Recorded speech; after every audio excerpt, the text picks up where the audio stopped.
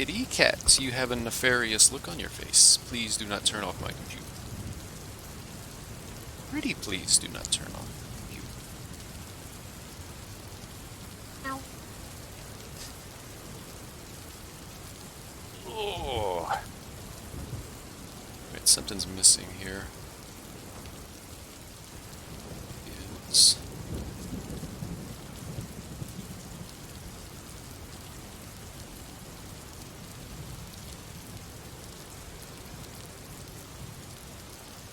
That's unfortunate.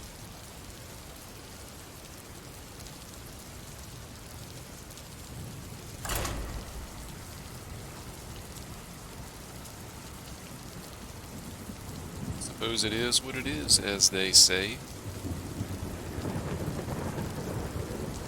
Kitty cat, did you come to be my good luck charm? Always helps to have a good luck charm when you're playing Hearthstone. Versus Tamsin. Warlock right off the bat. My power. You only give me strength. Man, I'm so tempted to keep this. Turn 1, turn 2, pull the wife on 3.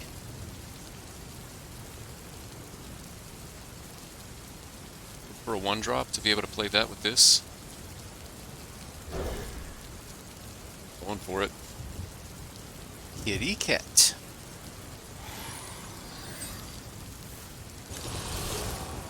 We're gonna find out if your luck is actually good or bad. If we lose this, it's the kitty's fault. Oh! You don't like that, do you, kitty?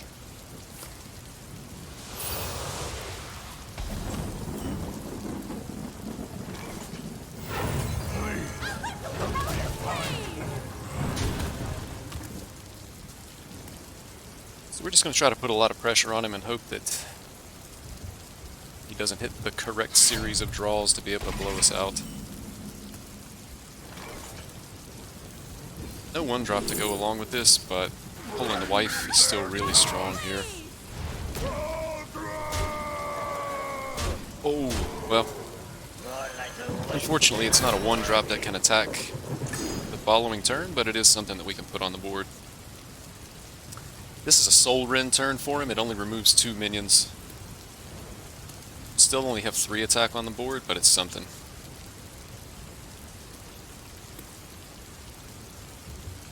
With the Rod equipped, he probably likely wants to draw cards anyway.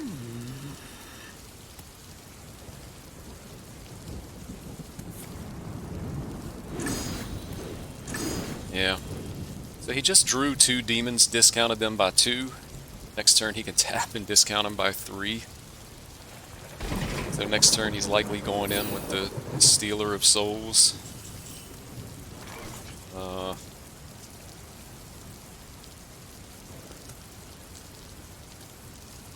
I mean, the only shadow spell we could draw is Raise Dead.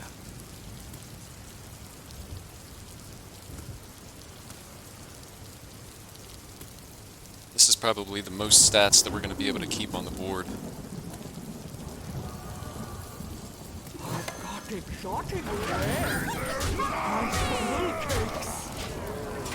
Ideally, I feel like that maybe you should play this turn as quickly as possible to give them less time to think. Because he's able to plan his turn while it's our turn. But it looks like he already doesn't have the APM to go for a really good turn. Possible he just loses to the timer here.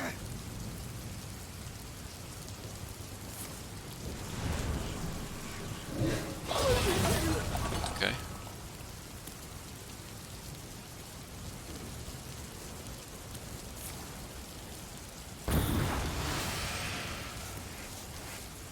You were just a burden.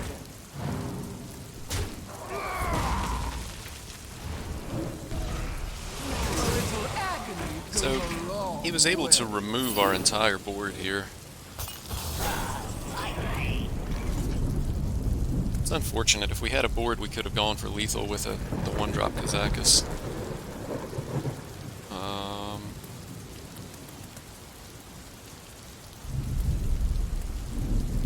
Let's see, we could raise Dead into Mankrik. wonder.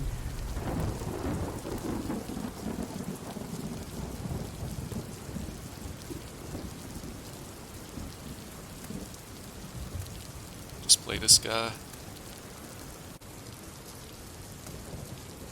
Hero power the 5/2. I don't really like hero powering for the board, but this could be the one time where it's good. What's better than sweating it out with friends in the gym? Come on, man. What you talking about?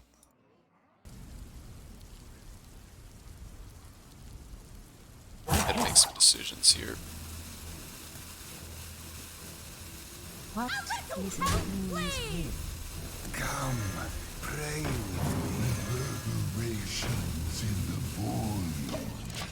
I'm just gonna hold the raise dead so that he doesn't know about it. Well, he has the backfire. It's unfortunate. And he was able to remove, like, the highest health minion board that you could ever have with this deck. He had a 6 health, a 7 health, and a 4 health minion, and he was able to remove them all.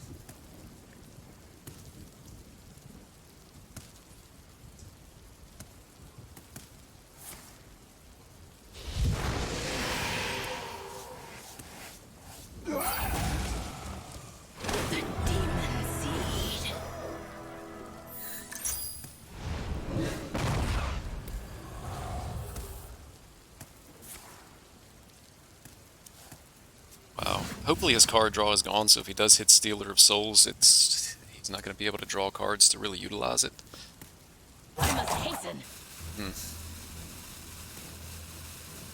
He can even double trade here. We don't have any direct spell damage in this version of the deck.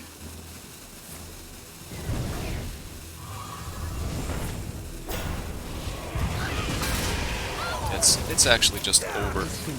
That is extremely, extremely unfortunate. I mean, he never was even able to pull off the big turn. It just so happened that his hand lined up perfectly with the removal that he needed to remove a 3/7, a 5/6, a 3/4. And I think he played every card in his hand other than the 2 demons that he drew with free admission.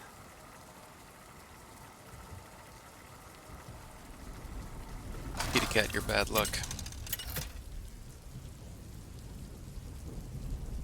Tyrande versus Ragnaros. Kitty cat, your bad luck. A loon give me strength.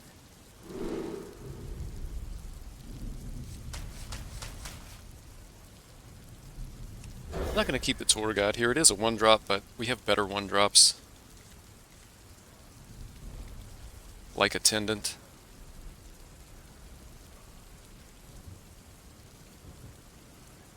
So we can actually go like both of these on turn 1 and then the Chaplain on turn 2. Just to try to keep Void Attendant on the board as long as possible.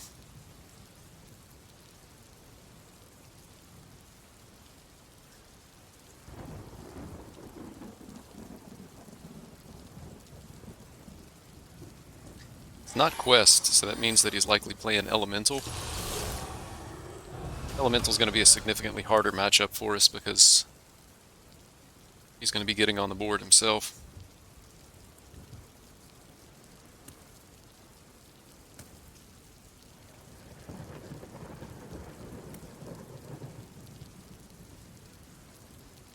Oh, you built this for me?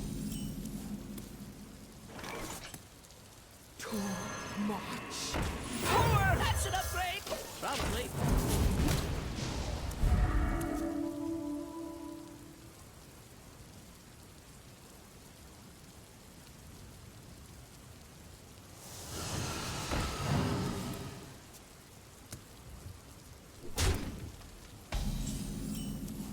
It's interesting. He's going to have to put a weapon charge into it.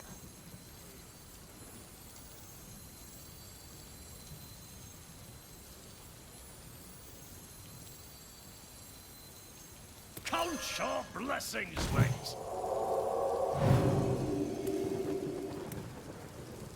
I see the void.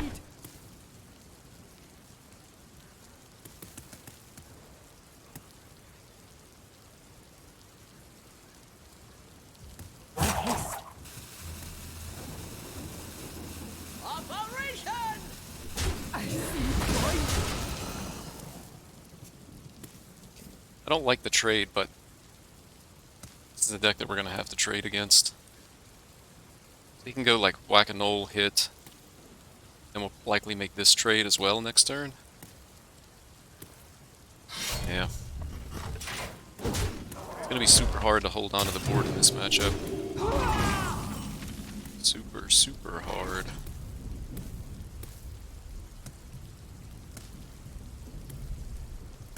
Wow. More like a wasted word.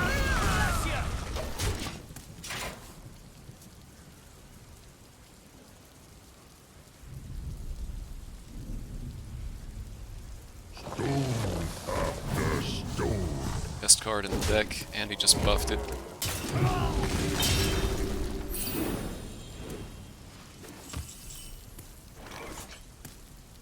I'm looking for a few good mercs. We're going to need something from Kazakus that's going to allow us to retake the board.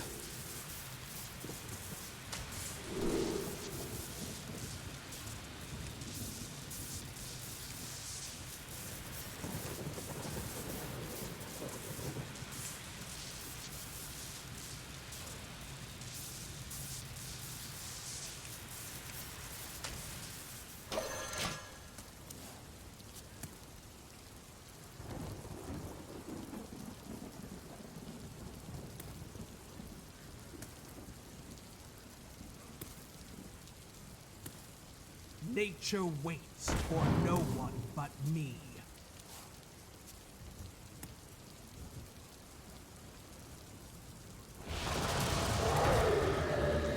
Turn up the heat! What a start from him. So we need to hit both of these with the 3 damage.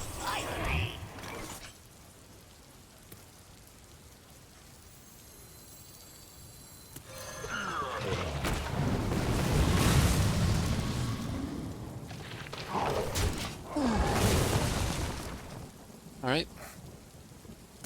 Thing is, I mean, No got- littering. yeah, he's got so many ways to be able to affect the board here. Sliver forth, my brethren.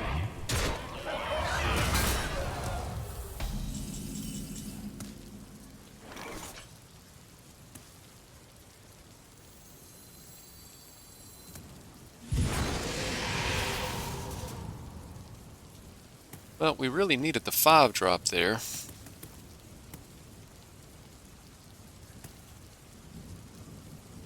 We didn't get it. Too much. Count your blessings, mates. More like a wasted blood.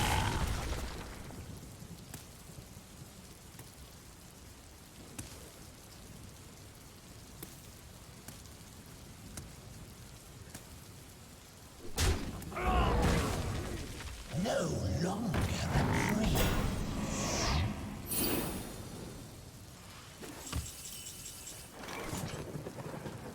See. Ew, this thing is killing me.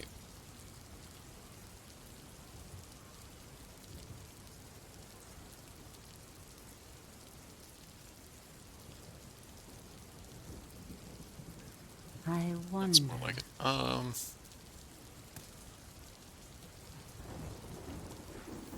There is no light, only power.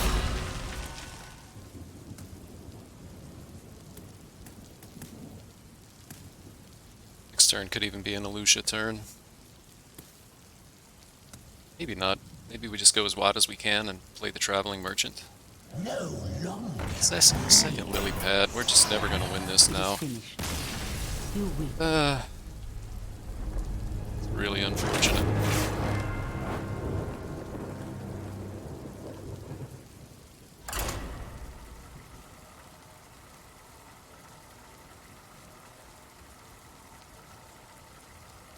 Elemental Shaman's a super, super good deck. It seems to be underplayed at the moment. The nerfs did nothing.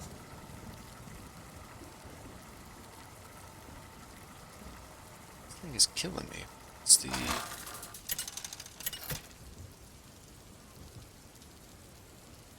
Tyrande! Versus Malfurion. My beloved Toad. My dear Malfurion.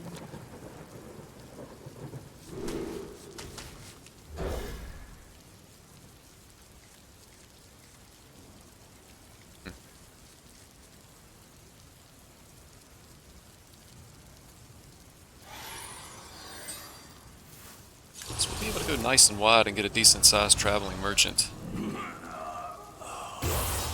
Playing Cthulhu.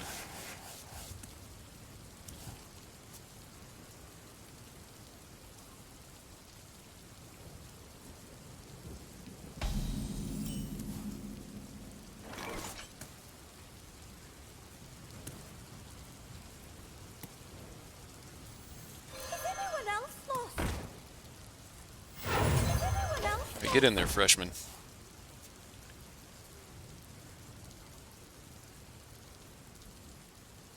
Let's see.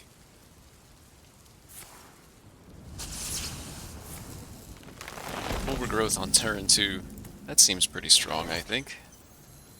Count your blessings, friends. Alex, please! Into Fungal Fortunes.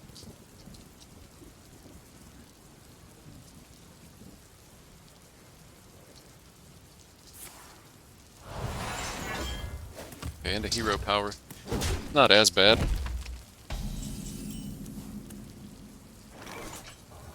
Got Bless ya. exotic way. My funnel cakes.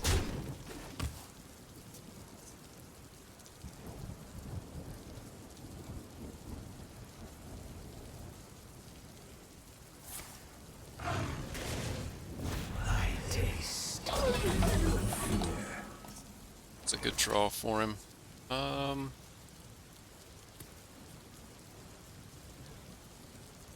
Play the 2/3s.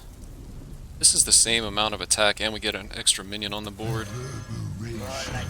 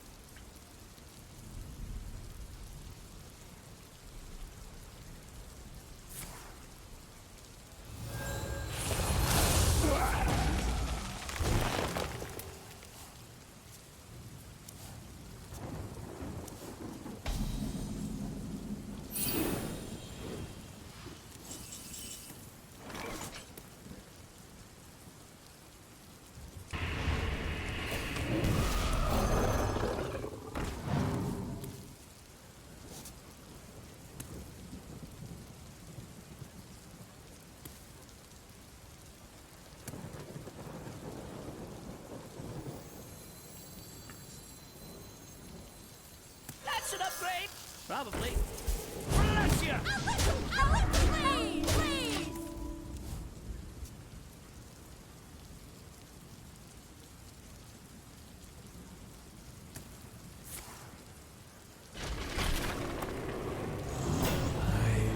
Break your body.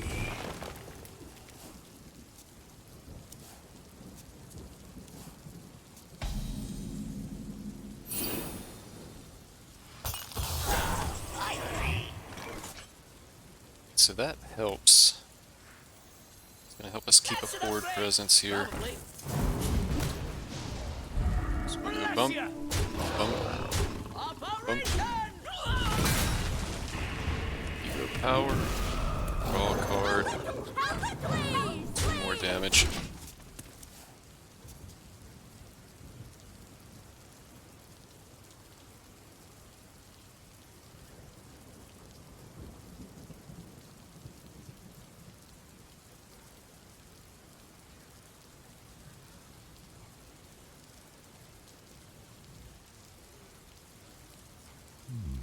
I wonder.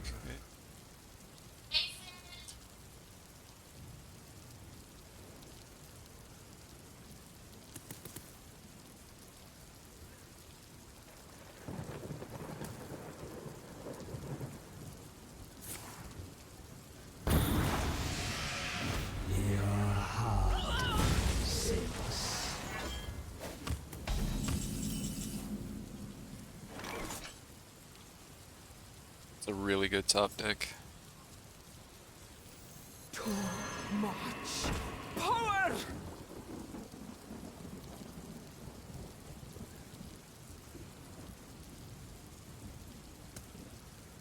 Smell like a sporely. Little health, please! Little health,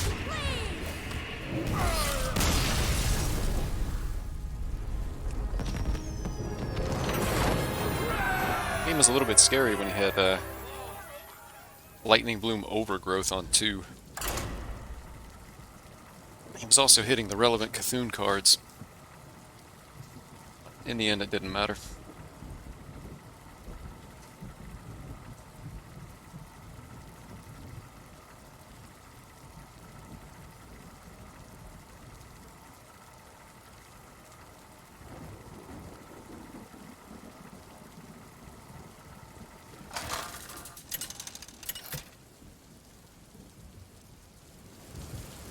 Tyrande versus Uther.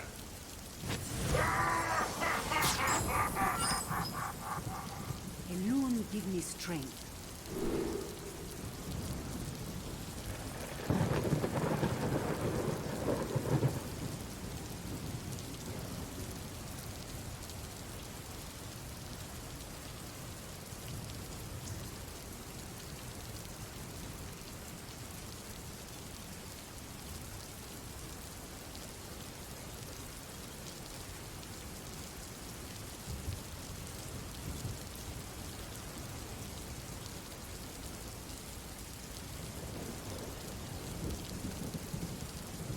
We've seen too many paladins. We're gonna keep the 1-drops.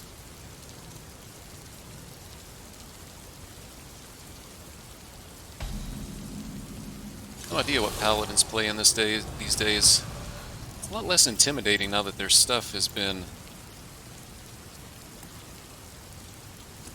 nerfed. I want to get the homunculus down first to be able to protect the attendant. We can play the attendant on turn 2. Is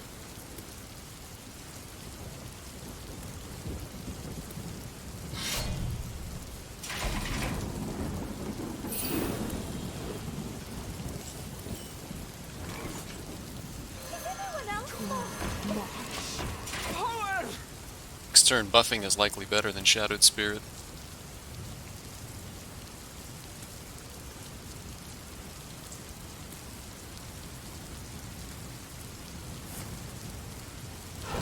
Really, it's not too heavy. Yeah, so we can actually just buff the 2 guys that are going face.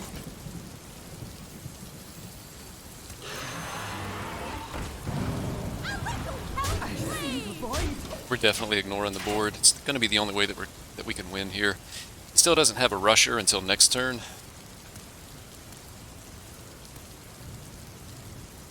We need to dodge Samuro, but we're going to get a lot of damage in on him.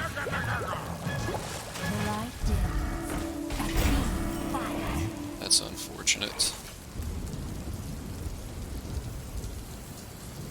That's an upgrade. Probably.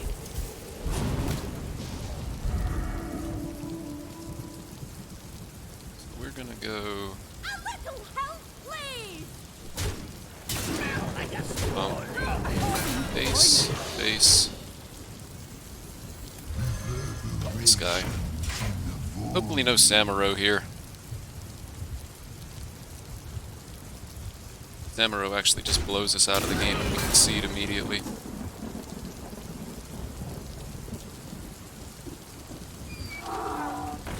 Okay, that's not Samuro, but it's huge.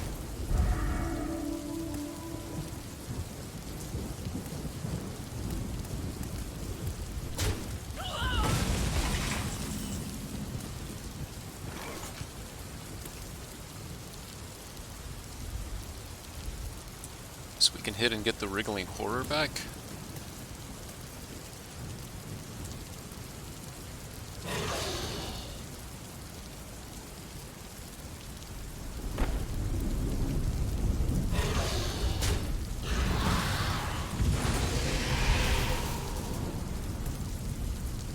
Echoes in the dark.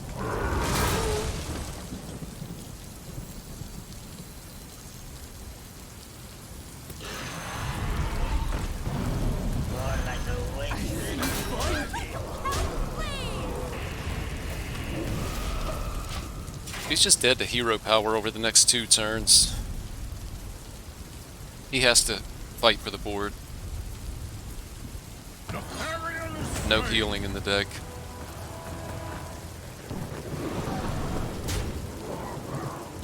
Actually, we just kill him.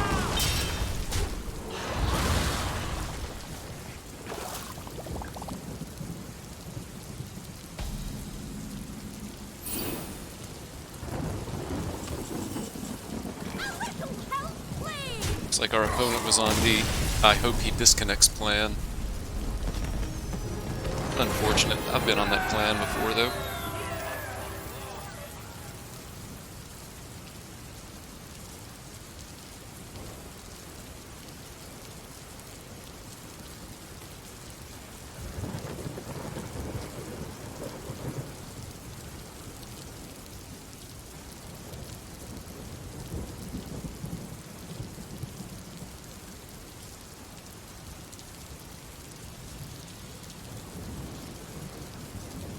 So that last game was a perfect example of how you play this deck. You just go face, ignore the board, trade as little as possible.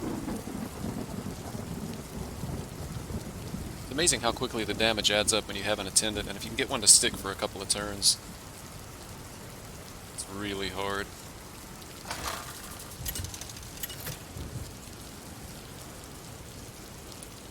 Surrender! Persist, roll! I will bring freedom to the Horde. Alone give me strength. We're gonna keep the Man Crick. Can't afford to keep Throbbing Shadows this game. I need 1-drops, we've missed. Maybe playing a River Crocolisk on turn 2.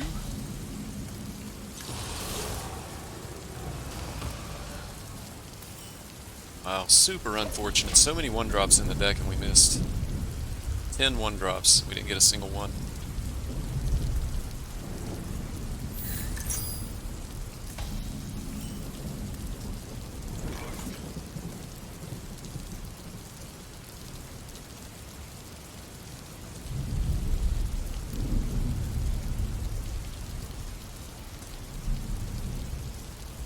We'd rather not get the health or not get the card draw. See the card draw because it's going to be a while before we're in a position where we can hero power and play this. Turn 3 Man Crick, turn 4 we've got Chaplain Horror.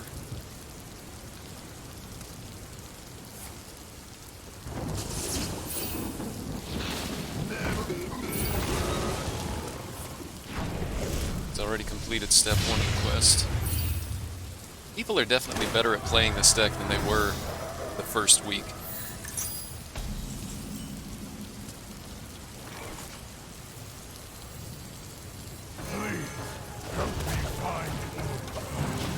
It's possible he regrets using that lightning bolt. It depends on what's in his hand. Shaman is just a bad matchup for this deck. I think every version of Shaman is favored against Shadow Priest. Nature waits for no one but me. He's also going face. He just drew a Canal Slogger, guaranteed. Count your blessings, mates.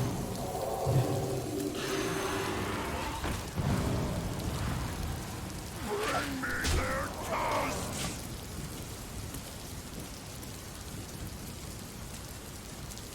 So when he kills Man Crick Wriggling Horror, we just raise dead and replay him.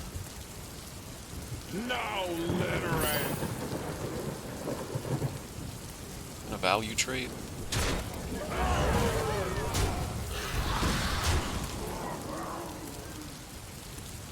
Killed Wriggling Horror and Chaplain.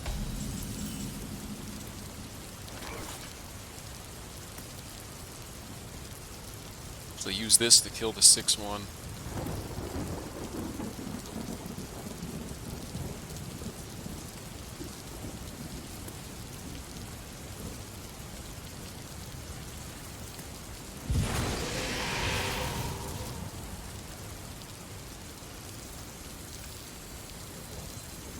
That's an upgrade.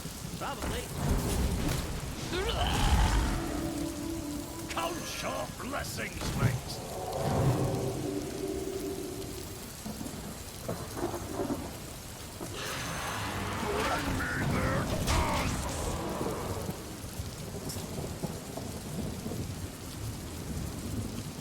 5/8's pretty good, I think. Kind of surprised that he didn't trade for the Man Crick. I don't know if that's correct or not. He wanted to value trade, but even with the hero power, we just kill the 6/1.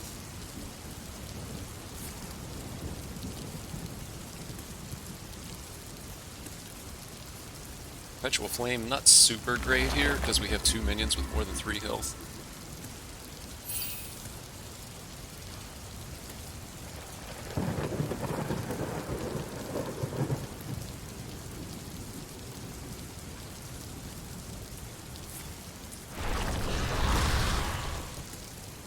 It's unfortunate.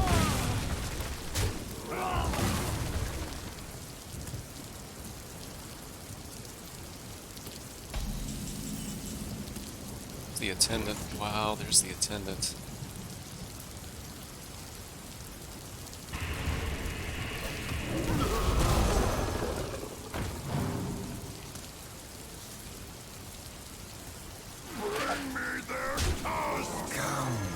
I'm gonna try to wait one turn for the attendant.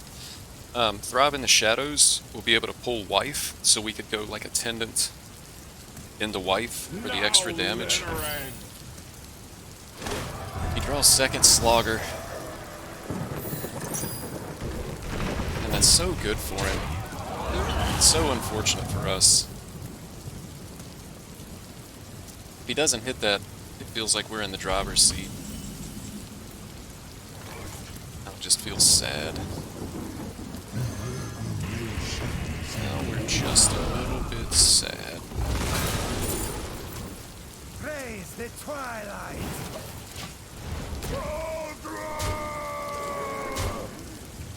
Zakis is a good draw.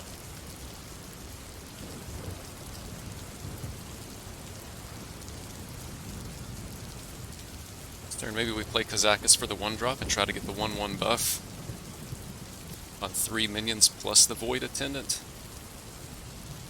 Add 6 damage.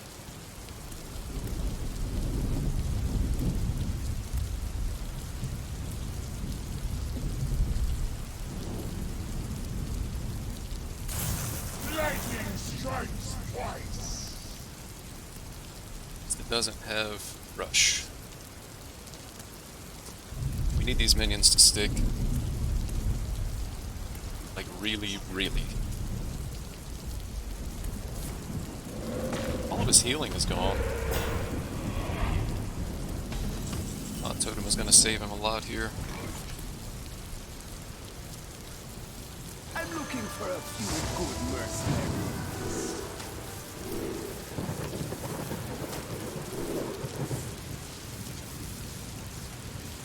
Okay. That's fine.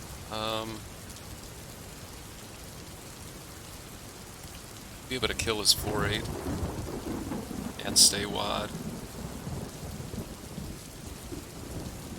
Praise the twilight. Power!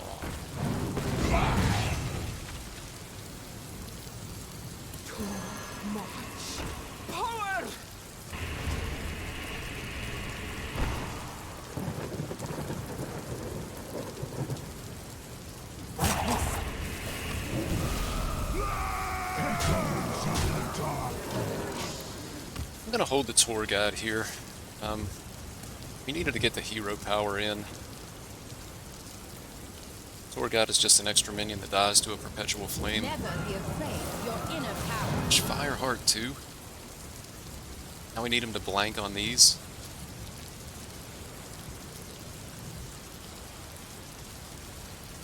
He should be able to get several rolls though. There's a lot of spells that he could get off of this that are gonna wreck us. Moving 1 minion isn't that bad. This guy does a guaranteed 3 damage. That was a quick pick though. Yeah.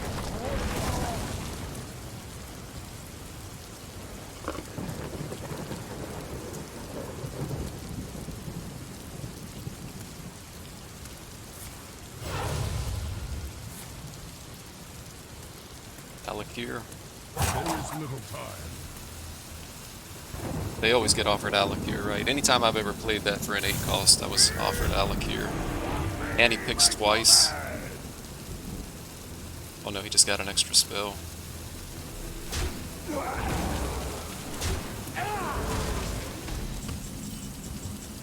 So, really, it's better to hit like this. No, I guess it doesn't matter.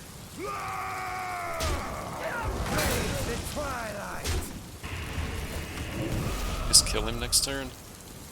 Unless he got some kind of healing off of that last spell. Here for the door.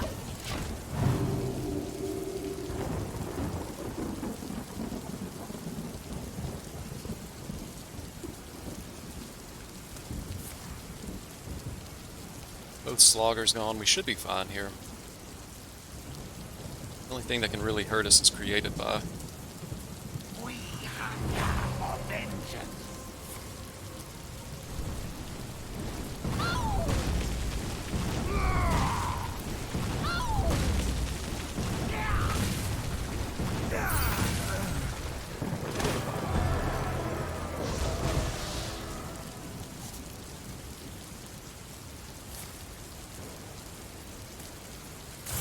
I have no master.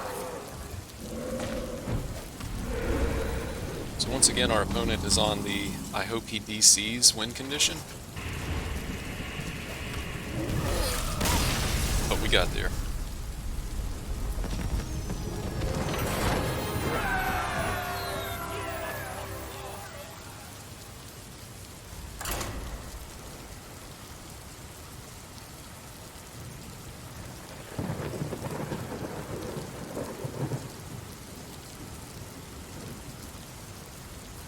Stressful game. Our opponent was able to heal for 12.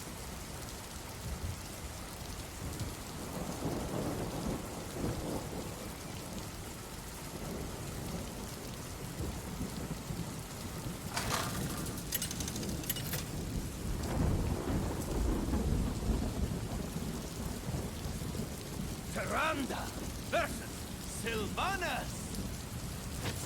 Victory for the Forsaken. Alone give me strength. This is Hunter.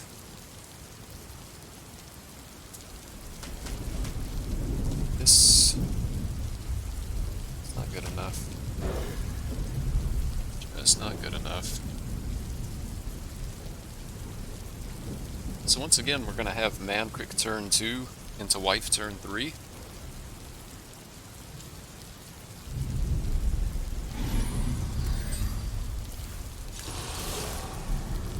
Hopefully we hit either Freshman or Homunculus. Draw here. Oh, he's Quest. That's interesting. Unfortunate that we have to pass turn 1 here, but it's okay. You don't pick the ones. Gonna be okay.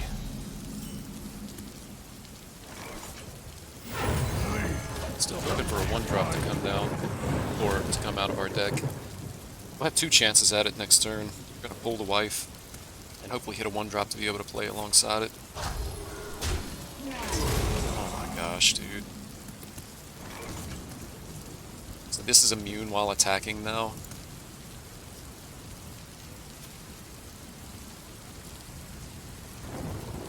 Can't do anything about it.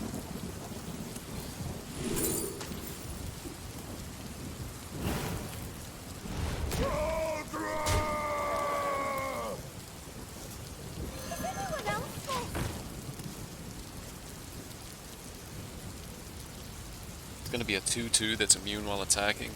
That's a really strong mount. I think it might be the first time this expansion I've had a Hunter play that against me. Because it's not just active on the 1 turn, it's still immune while attacking.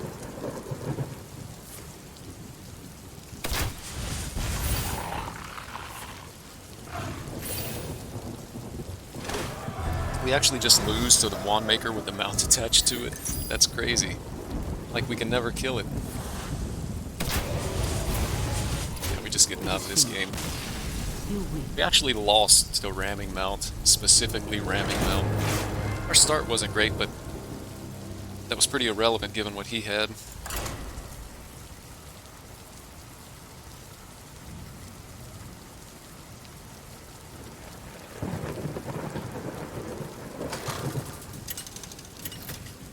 card is really good in the deck.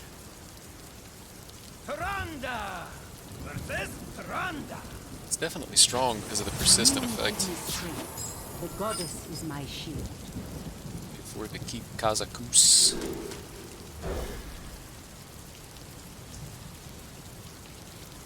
Just need to be punch and face.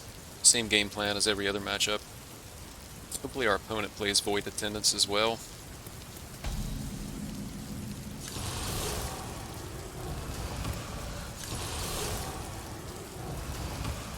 Well played. Hit him with the well played. More like a waste than a warning. And if we have to hero power on turn 2, it's going to be super unfortunate. More like a waste than a warning. An attendant. And a tiny fin.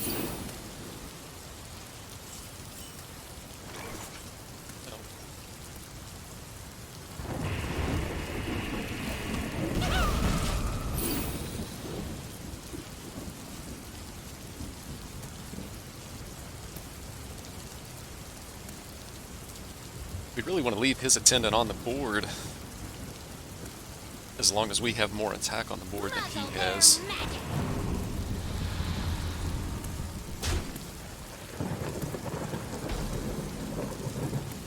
Playing neophytes. I'm not sure what the point of neophytes are these particular days. Is the 3/4 better than the 4/3?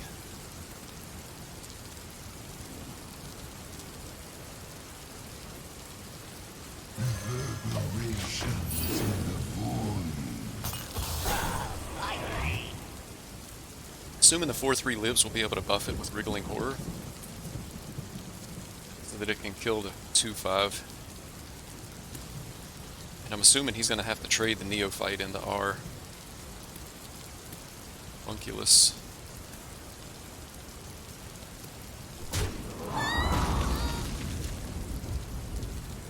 Even just like hero power.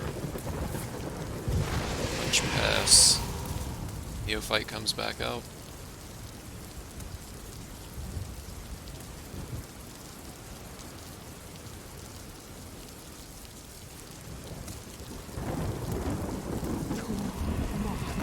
Second Void Attendant, wow.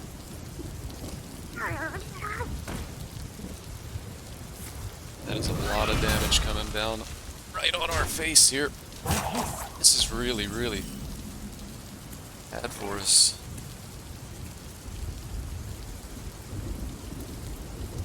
If we play Kazakus, he's going to hit us for 11.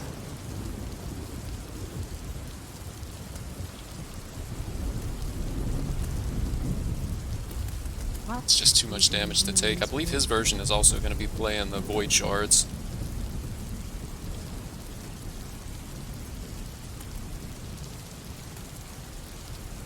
Raise Dead, we only get Homunculus.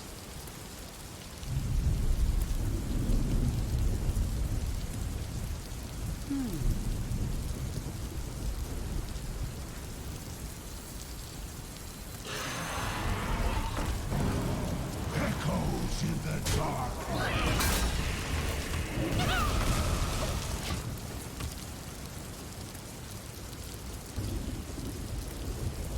Raise Dead also hits us for 5 right now. You have to read this one. You here for the tour?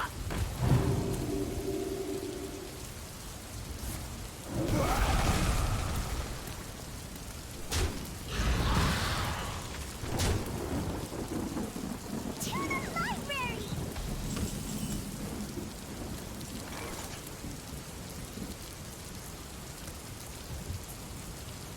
I'm looking for a few good mercenaries.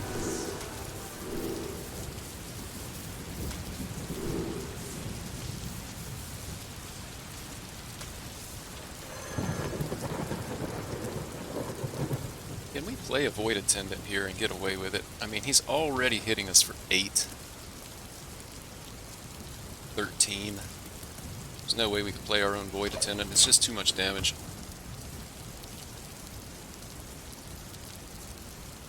going to heal us for 6. It's still not great, though. It's going to be most of our turn next turn, just to remove a couple of minions on his side.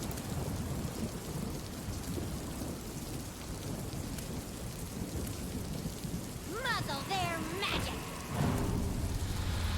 This list might actually be better than ours with Muzzle this their magic. voracious reader. One shot, one kill. He's Elven Archer as well.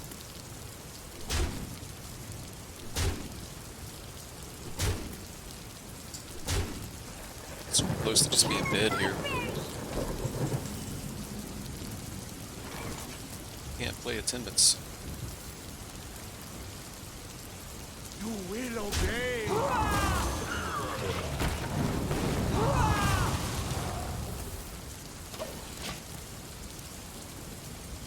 It's gonna have to put some kind of a minion into this, so it's gonna heal us. It's in a much better position than we were in, though.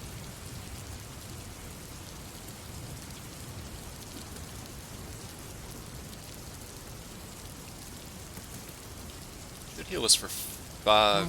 Since he has... I don't know if his list plays Void Shards. If he can Void Shard Hero Power, that'll be the last of our healing. Could potentially try to raise dead for the Golem. What is a loon's will?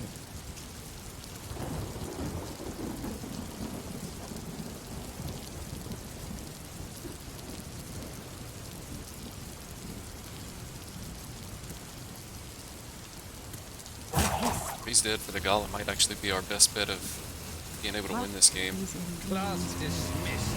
Now time for the real lesson. Yeah, I've seen this list. Not sure how this performs against other stuff, but it seems pretty good in the mirror here.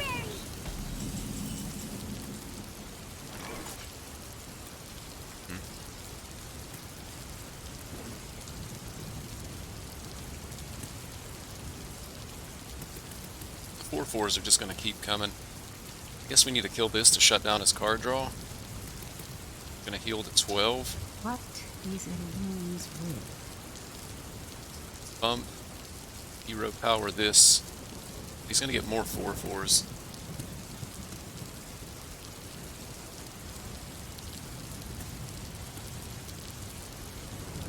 Our hand is absolutely awful. We can't play Void Attendance because our What opponent is has the a board. loon's will? Count your blessings, mate. So we're really stuck with just several bad plays. Exotic way. And funnel cakes.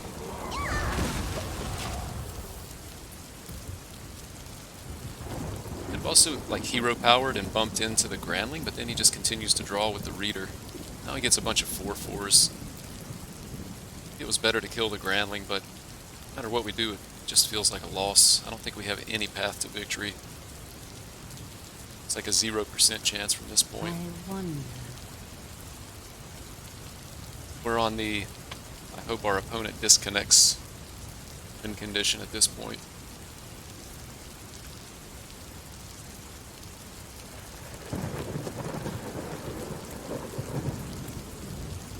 He has Void Shard, it's just lethal. I wonder. He goes all face, he sets us to 1. I A fine think he likely just... He doesn't have lethal this turn, he sets up lethal for next turn. fine purchase.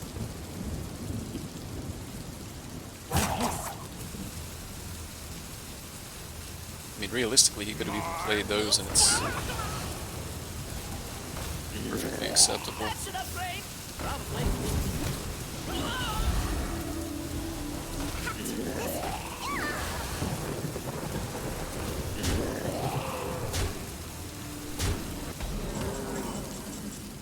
There's nothing that saves us here. It is finished. You win.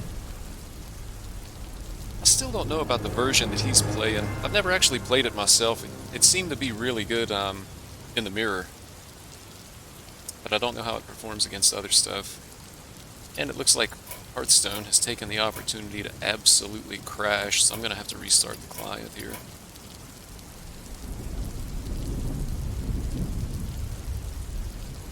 So it's going to be just a moment as we get back up and running.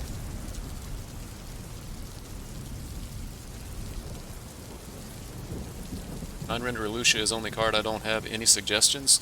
Yeah, I've played the deck without Elucia, and there's probably a good argument that you could actually cut it from this deck anyway, just because it's more of like it's like an anti-control, anti-combo card, and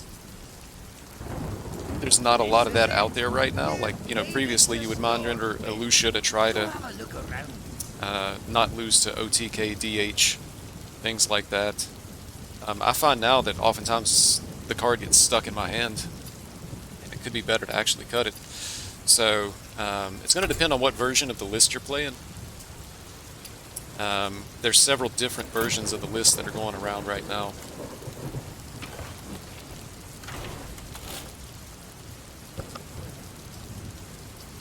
So for this deck, I mean, you could actually just cut this and play like a Void Shard, the 4 mana deal 4 with Lifesteal. Some versions of the deck are running 2 copies of that card, just because it gives you burst from hand to be able to deal 4 damage face. Also, it can be tutored with the Thrive in the Shadows. That's probably what I would replace it with. Just copied what I was playing. Yeah, stick in a Void Shard, see how that does for you. You can tutor it. So with this version of the deck, Thrive in the Shadows only draws Raise Dead and the other Thrive. And if you've played Mankrik, you can draw the wife. But sometimes you get stuck with the Thrive in hand, and you know there's really no good uses for it. So if you play that third spell with the Void Shard, and you know you could potentially draw into lethal, use it for removal or whatnot.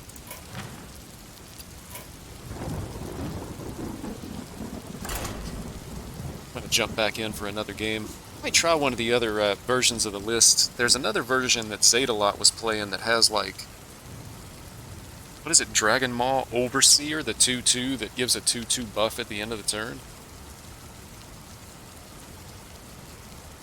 Stratus flood the board on start. Yeah, this is a face deck. You just want to be punching face absolutely as much as possible. Against Hunter, you might have to fight for the board a little bit, but you're going to want to mulligan for 1-drops and Mankrik. Alone give me strength. You can see we've actually got 1-drops in Mankrik. We could keep the Tour Guide here. You know, Tour Guide with the free hero power could kill like an Intrepid Initiate. So we're going to hang on to it. So depending on what his turn 1 is, it could be Tour Guide hero power turn 1, coin this on 2. See how it goes. It's got Imprison, Mankrik, and Tour Guide. Yeah, that's exactly what I just got. Deja vu, baby. Oh, it's Quest. So we're going to play the Homunculus here. This guy's going to wait 2 turns, and then he's going to start punching face.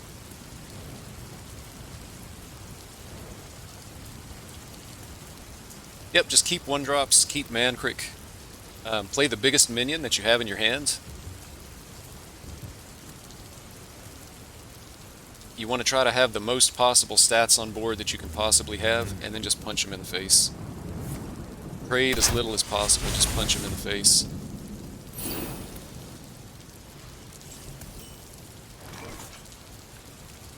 I'm going to get Mankrik out, and like if I draw Thrive in the Shadows, I'm going to play it like immediately and pull the wife. So if you run a 3rd spell, Thrive in the Shadows is not going to be a guaranteed wife, just so you know, if you do replace it with a Void Shard.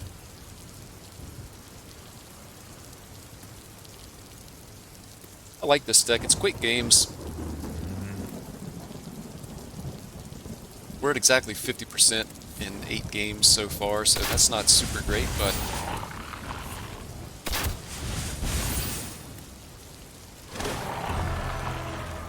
over time, it's a winning deck.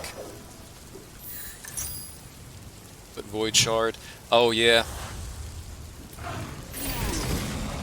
The heck, man. I was able to remove the...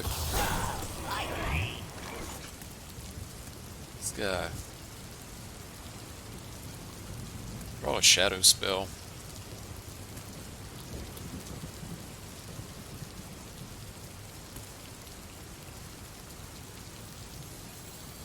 That's an upgrade. Probably. Yeah, that's my fault, man. I wasn't thinking about that. So cut Kazakus and just play 2 copies of the Void Shard.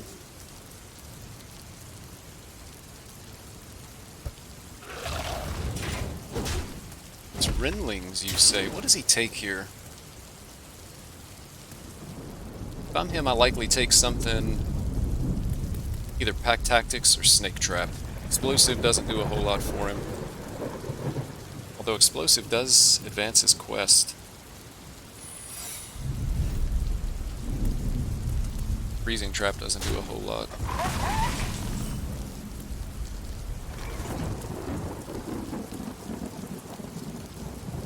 Freezing Trap, we probably want the Divine Shield back. Operation. Okay, it was Explosive. His hero power is free now.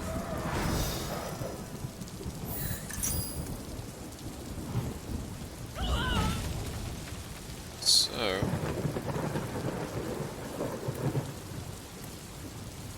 he's also going to have another...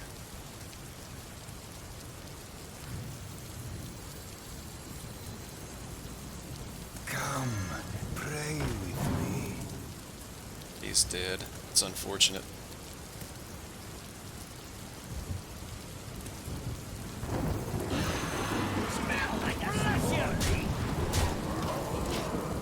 Even take Explosive Trap again, assuming it's offered. Depending on what he does with his hero power will be a tell. But 1k dust might disenchant something to craft it. I'm not sure... You could. I don't know. I honestly never really recommend to people to craft cards.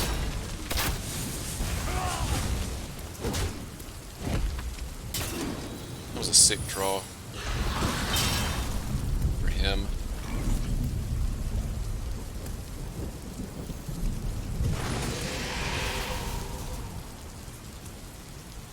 Using trap here.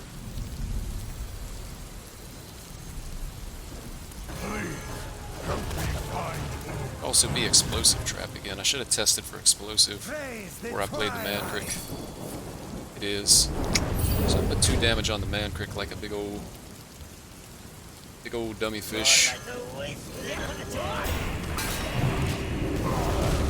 But yeah, I tend to not recommend crafting anything to anybody just because when you have limited resources, sometimes you get baited into crafting stuff. That's happened to me in the past. You know, Elusia's not great. If you play a lot of Priest, you might want to craft Elusia. If at some point control decks become viable again, you might want Elusia to play some form of control Priest, but if you're crafting it just for, like, this Shadow Priest aggro deck, I would actually recommend don't craft it. Play a different list, substitute something else. Like, it's definitely not the best card in this deck. If I drew it right now, I don't even think I would want to play it. Like, I'd be perfectly happy not seeing this card anytime in this particular game. Other than to maybe try to, like, steal his quest drop and play it so that he can't.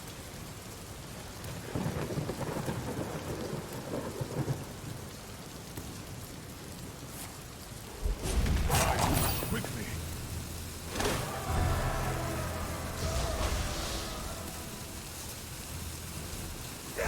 Lost to it playing Quest Warrior, they played that and stole your boat. Yeah, man, that's... It's definitely a frustrating, it's a frustrating experience when you lose to it.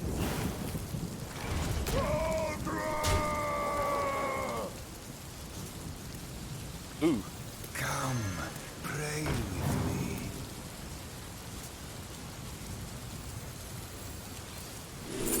Second wife. Starts to feel pretty good now. Gonna buff these babies.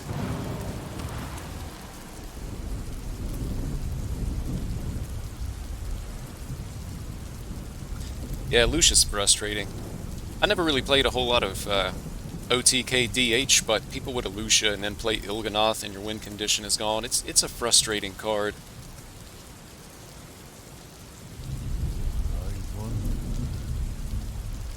Frustrating card to lose against. I was kind of on the boat that I wish they would have changed the card. I hated the entire created by Priest deck from last expansion. It was just so miserable to lose to. It felt like you were always losing to created by garbage. He just casually removes our 4-8 while playing a 7-7.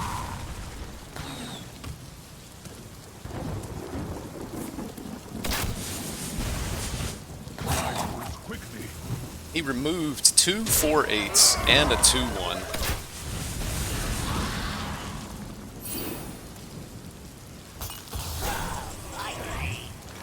It's pretty frustrating.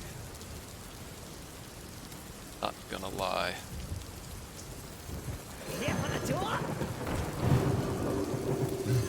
Hey, here's another thing to watch out for. This happened to me. If you've got a full board and you have this guy and you go to drop him over here, look at this. You get right there. You think you're dropping him on the board, and you actually drop him back in your deck. That happened to me once. I couldn't believe it. I mean, you would think you'd have to get it like right on top of the deck. No, this thing is active. Right there. Now imagine you have 6 minions on the board. This is where you're trying to drop it. So I've tried to get myself in the habit of just drop this guy on the left side. Assuming that like positioning doesn't matter and you don't need it on the far right. I've got exotic wares and funnel cakes. We need to kill the 7-3. He has 3 spells. 6. Let's see, that's 3.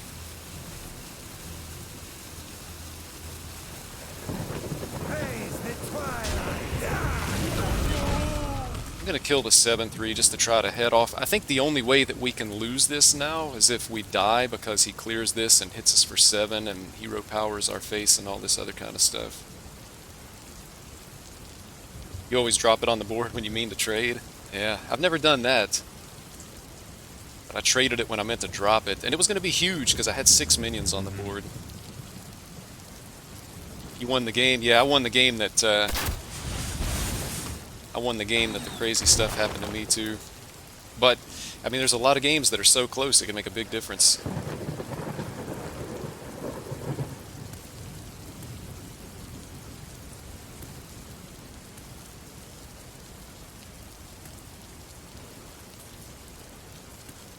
I like the tradable mechanic, though. I hope they don't overprint tradable. Because I felt like they overprinted Discover mechanic cards.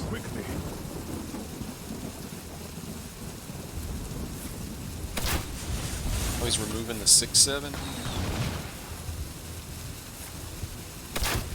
What else is he doing?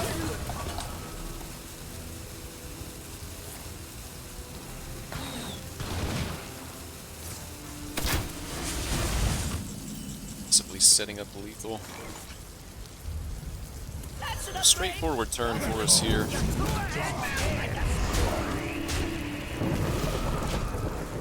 Alright, so he either kills us or we win the game. Keep Attendant on start if he's the only one drop. Yes. Yep, you can keep Attendant, you can play Attendant on turn 1. If it dies, keep in mind you can always get it back from Raised Dead, and you're running 2 copies. Sometimes you can play the Attendant on turn 1, and if you look at the other cards in the deck, are we dead here?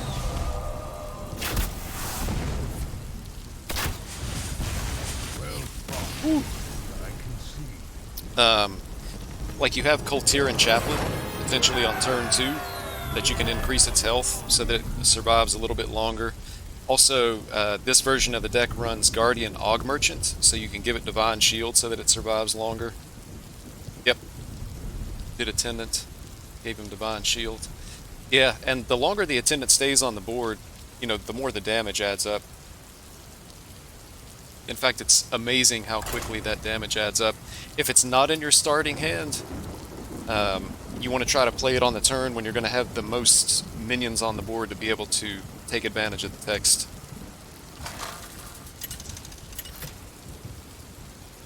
Turn 4 and you have nothing to follow up. Tyrande versus Ragnarok! By fire be purged. Alone give me strength. So I'm tossing all these for 1-drops. Unfortunate. Maybe Quest, he kept this card. We really can't just, like, sit back and do nothing with this deck, so I have to play the Og Merchant here. Generally speaking, playing cards is better than not playing cards. And especially if you're playing, like, an aggro face deck like this one, you just have to play stuff.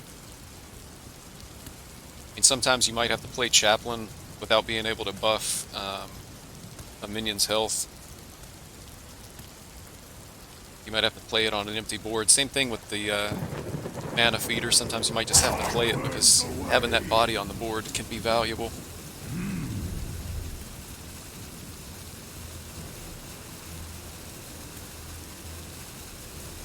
Playing Quest Shaman. It's a strong deck too. 2 Canal Sloggers in the deck, so he's got access to healing.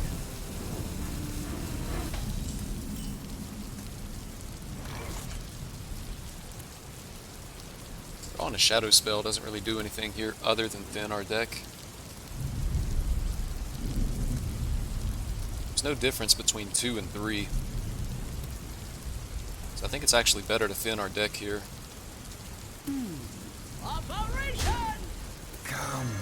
Or, I mean, there's no difference between 1 health and 3 health. Like, if he goes Coin, Serpent Shrine, this dies at 1 or 3, Lightning Bolt kills it, Perpetual Flame clears the board.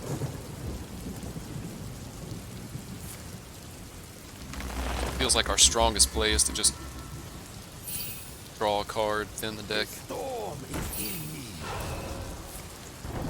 It's the first Perpetual Flame. It's kind of weak for him to play that to only clear 2 minions, because we were going to add to the board.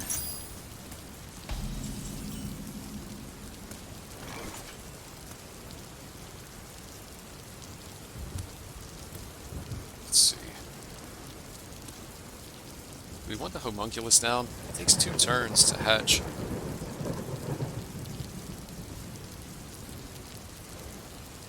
What is Elone's We need to put as much pressure on him as we can, and the most pressure is going to be Tour Guide Chaplain. Here for the tour? Count your blessings, mate. Clear the spell power minion.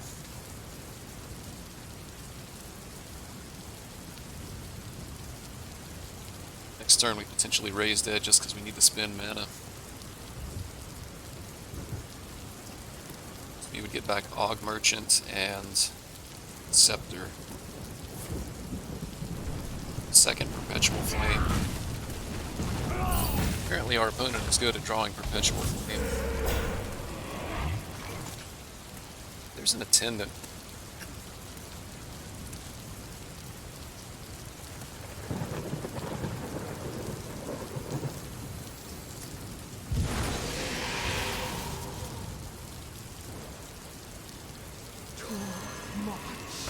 Power! That's an upgrade! Probably. Count your blessings. So I'm going all in here to try to protect the attendant. 1/4 with Divine Shield. He's only got 2 mana. And he already completed part 1, so he can't unlock his mana crystals. Unless he plays that one particular card.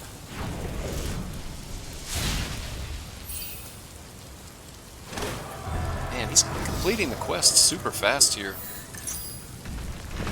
Shaman doesn't normally complete that fast. Created by Tidal Surge.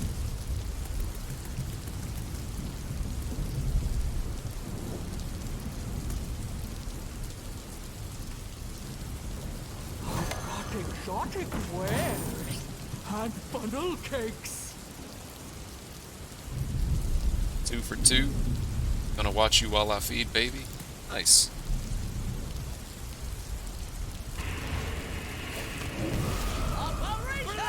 How old is the baby, if you don't mind me asking? I've got 2 babies. Aren't babies anymore. Man, this guy is killing me with this created by stuff. Created by a gamer. My oldest turned 18 and graduated high school this year. I've got one that's going to be 13 at the end of the year. Time goes by so fast. Stuff that happened 15 years ago seems like it was yesterday.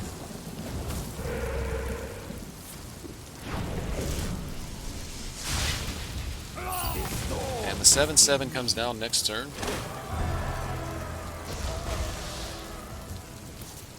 This game is like a no contest, just not competitive here.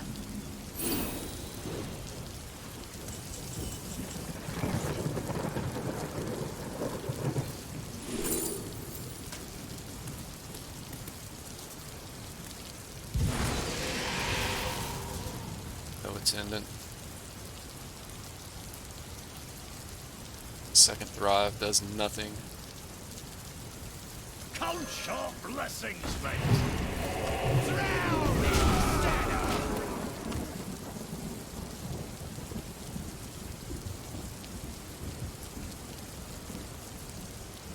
I remember driving home from the hospital with my youngest and just being so like paranoid and scared that I was going to be in a car wreck or something. I think I was driving like 25 miles an hour all the way home. Count your blessings. Definitely cannot afford to trade for the board here. Anyone else? Bless you. Drown in shadow. So we're just going to go wide and go face and hope that he doesn't have an answer.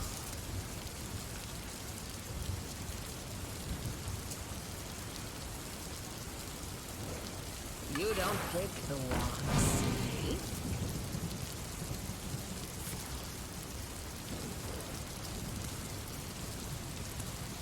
So far none of these are charged call, which is good. Another happy guilty. It's a pretty good play by him. Select the tradable card. There's charged call.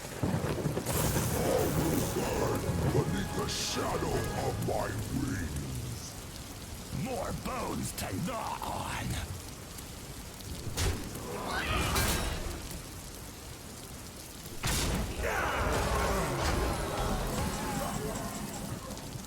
So we can have Mancrick.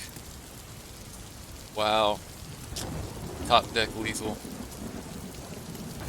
I'd be mad if I was this guy. We're pretty much on Mancrick and Kazakis. Bless you. Bless you. But I mean, there's a lot of games. That's just how this deck wins. I didn't even need the Void Attendant. I should have waited though. That was a misplay. That last turn was a misplay, even though I won the game. I should have waited to see what the draw was when the wife pulled, because it could have been Attendant, which would have been even more damage. But there's so many of these games with this deck that it's right on the edge. You either barely have lethal or you barely miss lethal. That's why it's so important to go face.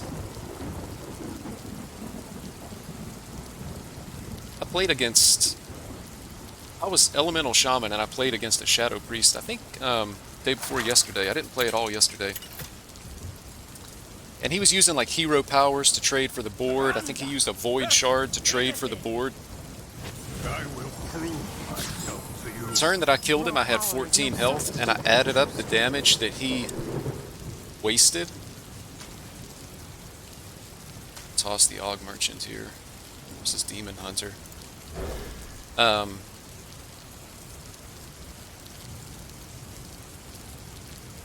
And he had put 14 damage into my minions on the board. So he would have had exact lethal on his last turn if he had just continuously gone face. And instead he squandered it by trading for minions on the board. Sometimes you have to.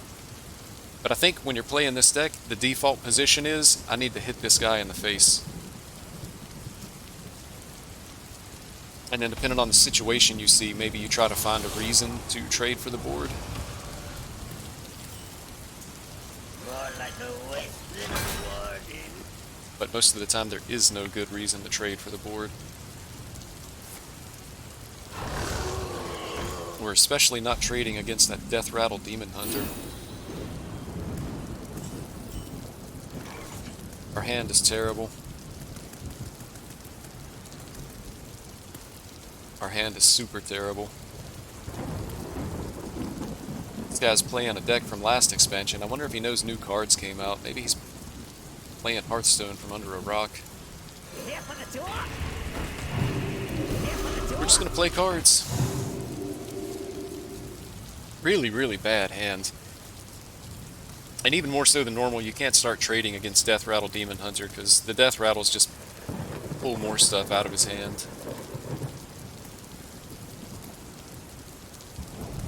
Feels like we're super, super behind already.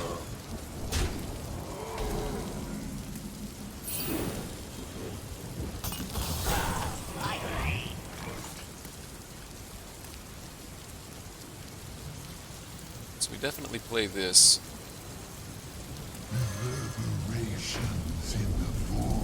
Yeah, I mean, you just can't justify trading here. Even the free hero power, I mean, we hit this, it's going to pull something else out of his hand. It's just wasted damage that can hit him in the face. I mean, you could try to gamble that he doesn't have Death Rattle minions that are going to pull, but there's no way. It's just not happening.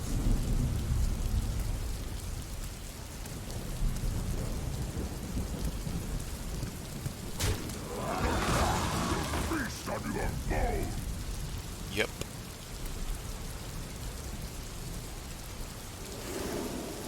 That's what we didn't want to see.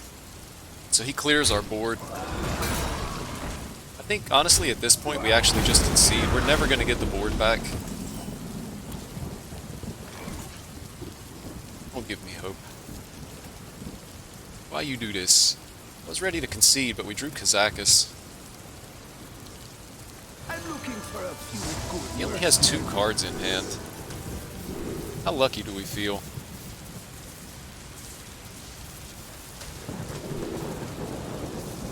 No, we're not lucky at all. Where's our summon a copy?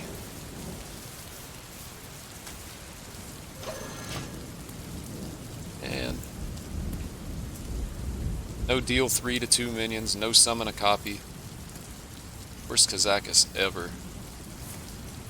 I should go back to the concede plan at this point. Draw another Death Rattle.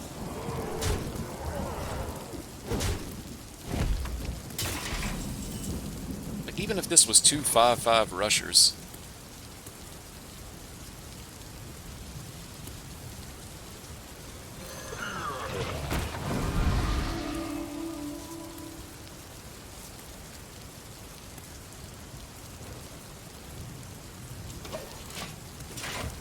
The Rays did.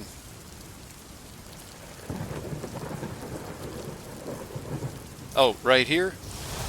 No, this is part of the deck tracker. This is the chance that you're going to draw a card from your deck. So if there's only 1 copy left in the deck, you have a 5% chance to draw it. If there's 2 copies left in the deck, you have a 10% chance to draw it.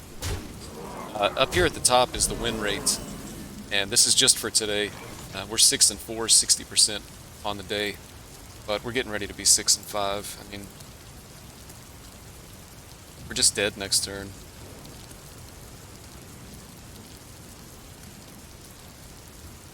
Hit here. Hero power. I mean, we just never take the board. I was right to concede like 3 turns ago. Just in the interest of time. If you're playing with limited time, then you're really trying to maximize games. And sometimes that means conceding games that you have like a 1% chance to win. I mean, anything could happen, I guess, to a certain extent. But sometimes it's just better to move on. I find it's better for your mental state, too. Yours doesn't show that. The first rogue of the day. Yeah, this is the deck tracker from hsreplay.net. So it should be like available to you in the options if you wanted to see that information. But, I mean, I've got the updated version, but there's something wrong with mine. It's like bugged or something. I mean, I went in and updated it, but if I try to go and specifically look at my constructed stats, it's nothing but a blank screen. More like a wasted warning. Hand is once again bad. Let's see.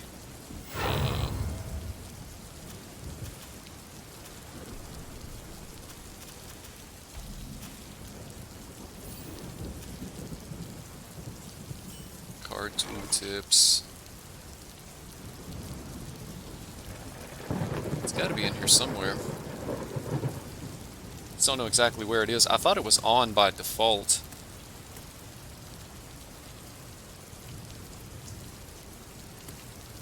Turn 2, he likely wants to play Skulker. It's also possible that he has nothing. He's already used the coin. So he can't coin out a 3-drop. I mean, if we play this, it likely just dies to a hero power. I'd rather buff minions with it, but at the same time, we can't just do nothing. What is in these way? Right? Yeah, we're not going to hero power here. Next turn, it's likely just this and the Kazakus. Best case scenario for us is he plays this SI Skulker. We get an extra 1/1 on this. Could even have like Extortion and just kill it. He's not playing Quest. I'm an idiot.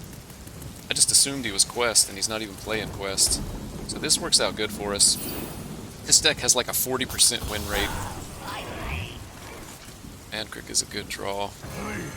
Insta-Mancrick. Our 2/1's protected by the taunt.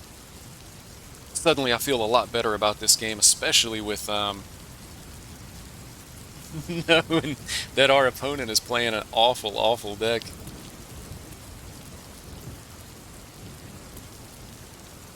So if you can go wide, I mean, he doesn't have removal for the board in this deck, so we just want to go as wide as possible, play as many different bodies on the board as possible. Then potentially we can go Kazakus for the 1-drop that has the option for give your other minions 1/1. Another happy guilty. This deck is so bad. He's already drawn 2 bleeds with no spell power on the board. That's also good for us. I'm looking for a few good mercy. We're actually going to take the 5-drop.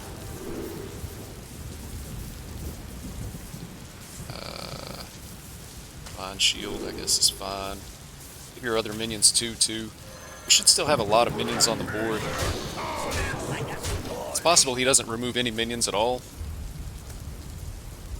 Whatever's left is going to get 2/2. We're just going to put a ton of pressure on him.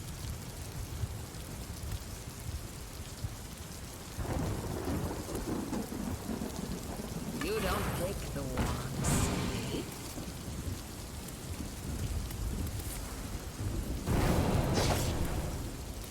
He's like a lot of turns from being able to kill us. It looks like he's not playing the version with coins. This rogue deck is so bad. You just kill him next turn. I like the idea of this deck. I wish this was a real deck, some kind of miracle rogue, spell power, garrote, or garrot, however you say that word. Wicked stab, sinister strike. And you can pull it off sometimes, and when you do pull it off, it's like super cool and it feels really fun. But you can't do it consistently. Like the cards just don't exist in the game to be able to do it consistently. Alright, so he hides a turn. He's got one more Cloak of Shadows. Potentially he does it to us again, but he's just dead. Could have actually even... Probably the better play, honestly, was to just play one of these in hero power, and then next turn we could hero power it for lethal in case he did have second cloak. I got caught monologuing, so I didn't think about it until it was too late.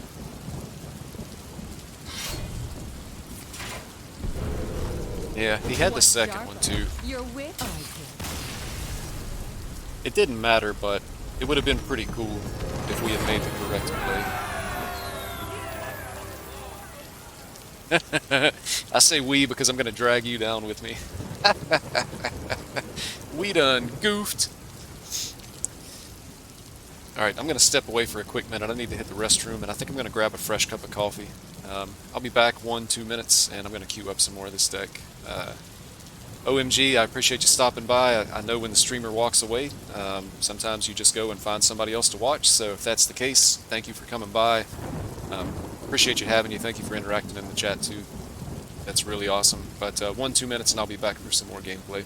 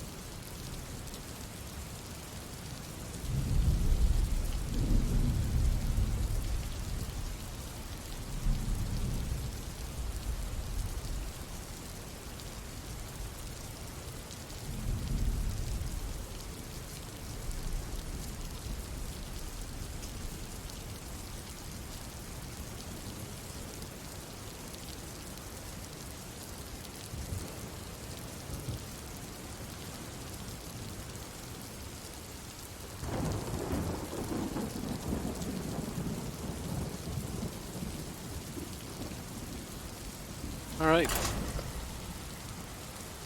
Thanks for hanging out. Your patience has bought me a fresh cup of coffee, so I'm not doing the pee-pee dance as I explain how I misplay. It's always nice.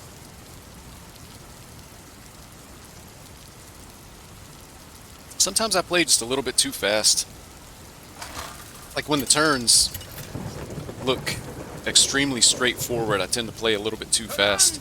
And then as soon as I hit the end turn button, I think to myself, wait a minute, I should have done, you know, X, Y, Z. Give me strength.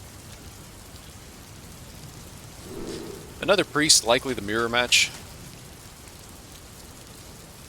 Hoping for good one drops. Come on, attendant.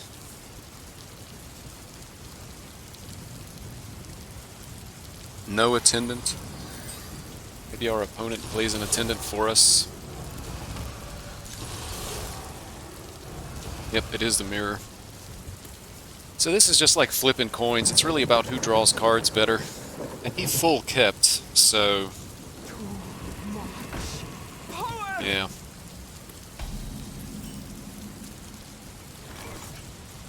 anyone else lost?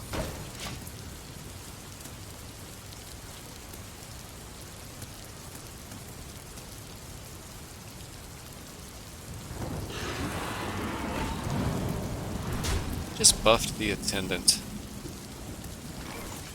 The attendant being on board is actually good for us.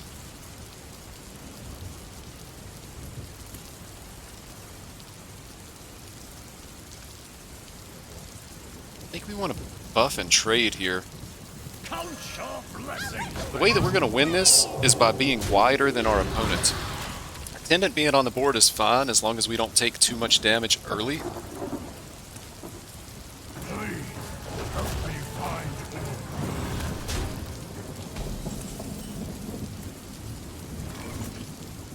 Alright, that's a really good draw for us, so we're going to clear his man quick. Hopefully he can't pull the wife, like with a Thrive in the Shadows.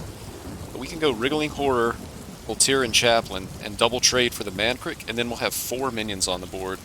At some point, he might have to start trading himself.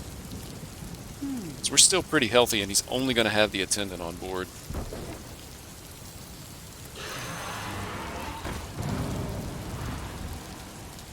And we want the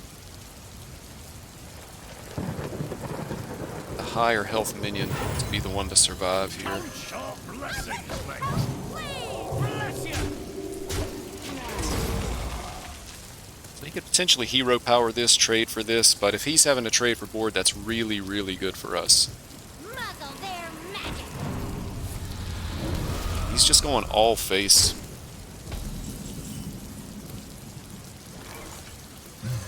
It's a really good, really good top deck for us. You can see now we're ahead in the damage race. We're wide on the board. There's no sweepers in the deck.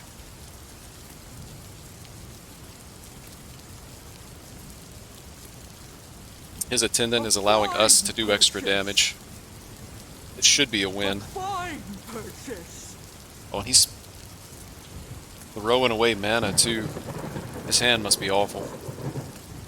We just win. It's a matter of time.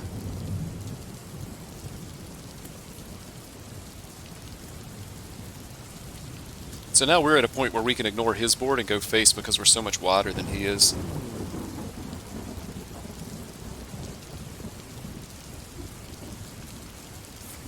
This is definitely a matchup where... Yeah, see, he actually traded his thing, and it just doesn't matter. I mean, everything still goes face. He can't kill us, even if he has another Attendant. We're going to kill him next turn. So in the mirror, you have to be able to fight for the board.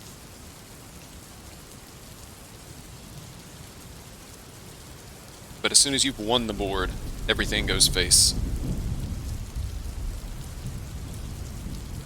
You have been. Yeah. As expected. I like it. The climb is on. We're 8 and 5, 62% win rate. It's a small sample size, but this deck is going to win more games than it loses, as long as you're going face. When it's reasonable. Man, the first game of the night was against Warlock, and we had what I thought was a ridiculously good start. No one matches my power. And they were able to clear our board. We had... I think I had 2 4/8s, like a 5/6 and a 2/3, and they cleared the entire board on turn 5.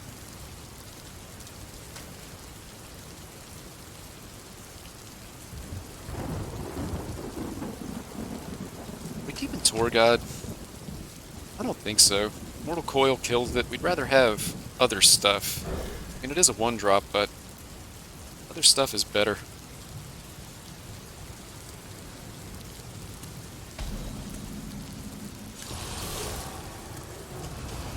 Looks like he's definitely Quest.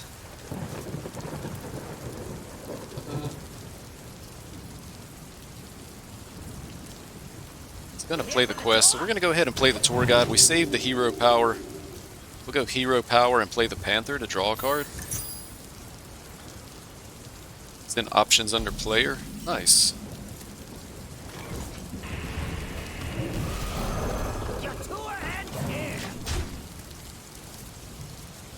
Yeah, I knew it had to be in there somewhere. I thought it was on by default though, but I've had that deck tracker for so long that I don't exactly remember. This deck is like a 48% win rate deck, by the way. But when you lose to it, it just feels like it's a 100% win rate deck.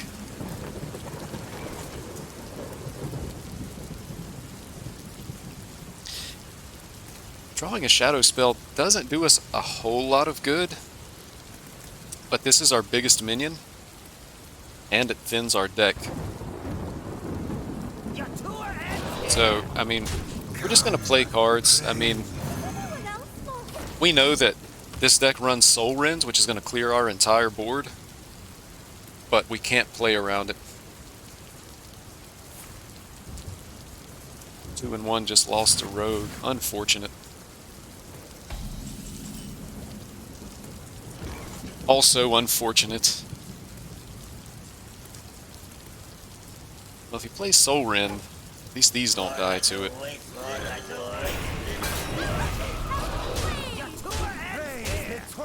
He also just played Free Admission.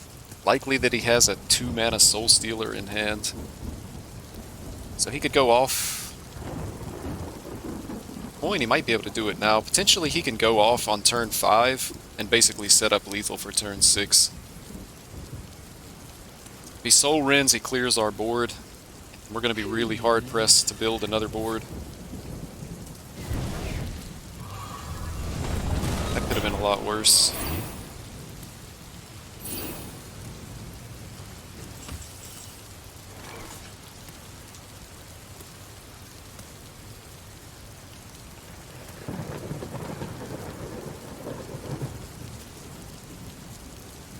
Let's see. So we can bump and raise dead, and we'll get back mana feeder in this.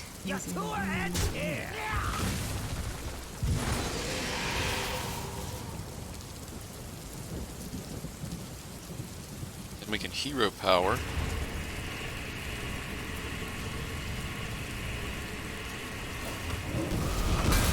Draw a card.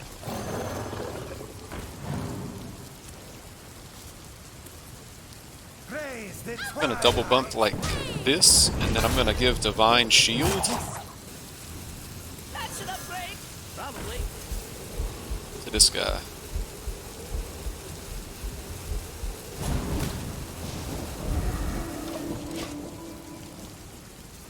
So this minimizes the impact of Soul Rend here. He still has the coin in hand. I'm assuming he goes off with Stealer of Souls, but clock's already running, and this is like a go fast turn if you're going to play it. This is a high APM deck, assuming he's playing the good version of the deck. We feel pretty good that he's not doing anything super crazy this turn.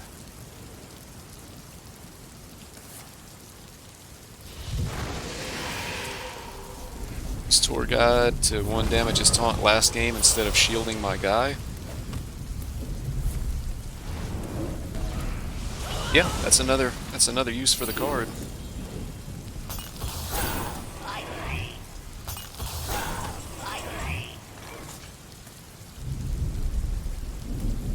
Wow. This will still draw and thin our deck.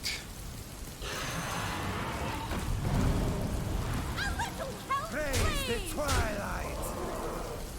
Come, pray with me.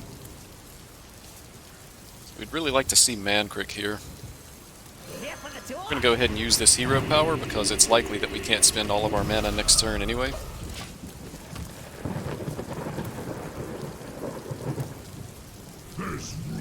Alright, here's his Stealer turn. A little agony goes a long way.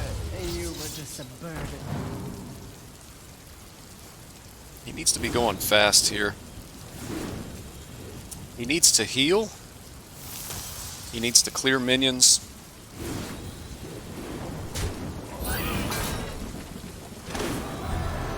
Demon seed.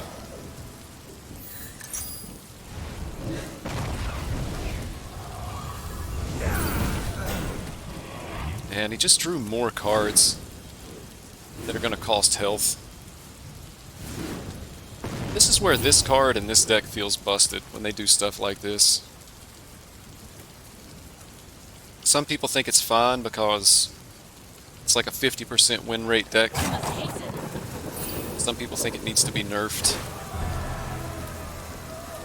He just cleared our board.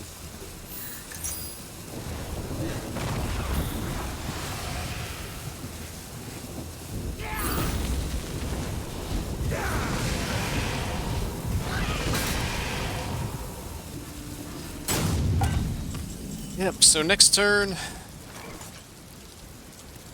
I mean, we can't do anything about this, and next turn completes the quest. Needs to take 6 damage. So we definitely hero power here. 5, 10, 12.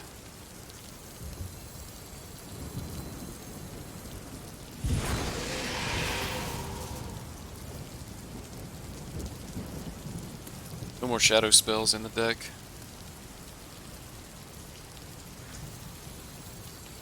Come, pray with me. That's an upgrade. Probably.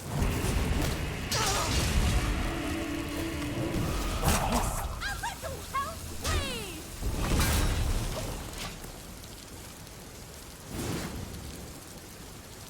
We need him to not have healing. Maybe he just kills himself with the Soul Stealer because he's bad at math. It goes a long way. Shuffle off. We're on the I hope our opponent is bad at math win condition. But this is why it makes it a hard deck to play. He actually kills himself if he completes the quest.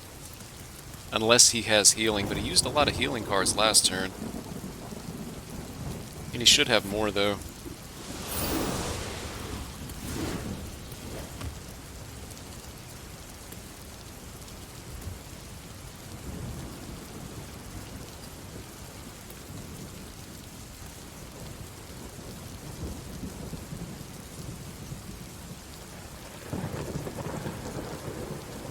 I must hasten.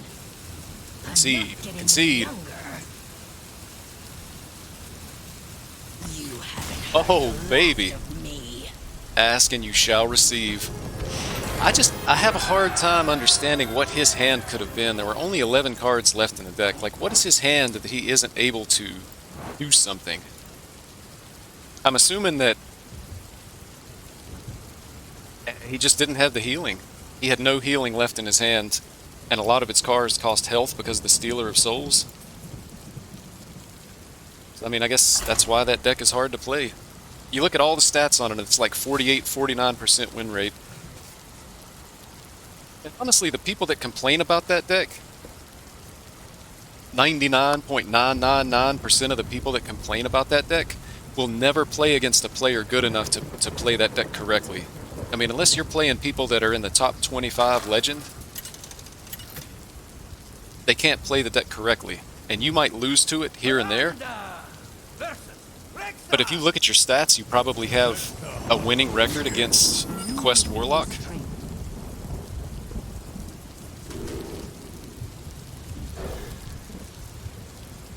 And sometimes, you know, people can just fall. Thinking about cutting this card out of the deck. Hey, what deck are we? When do we ever really want to play this? Is anyone else? Make sure we didn't miss the Squelch. I'm gonna have to play Aim Lab to make sure I can click on Squelch. But that deck just gets a lot of hate. Maybe not the deck so much as the one card. Stealer of Souls gets a lot of hate.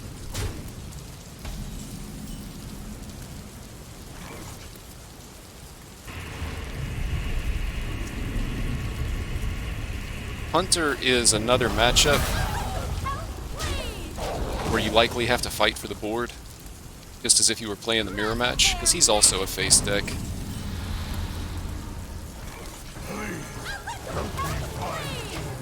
Next turn we're going to play this. Pull the Wife. Muzzle their magic! It's going to cost us an extra mana though.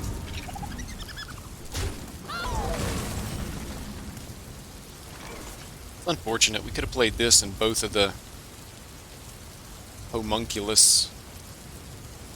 One homunculus, is it two homunculus or is it two homunculi? I'm going to try to put in Dragon Ball Overseer instead of that legendary you don't have. If you're going to play the Dragon Ball Overseers, take a look at, they probably have it on hsreplay.net. There's a version that's a little bit different. I actually played it. It runs like Dark Master Grandling. There's a few differences from this particular deck.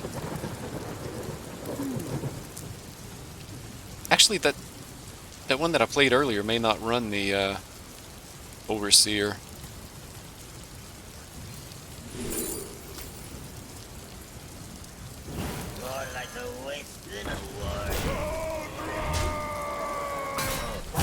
I was gonna say bug. Oh wow. Wife too strong. Uh-oh. Sorry, OMG. Give me just a second and I'll fix that for you. The bot doesn't like links.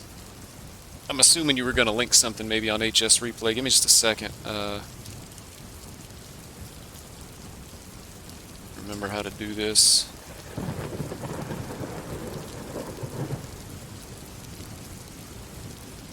Oh, unrecognized command.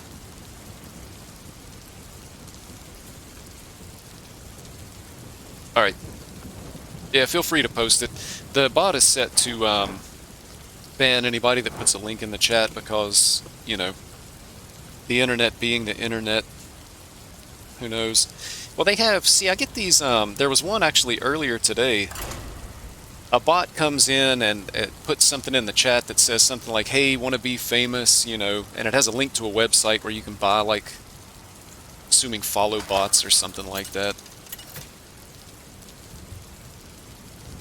So it just prevents shenanigans. My beloved children.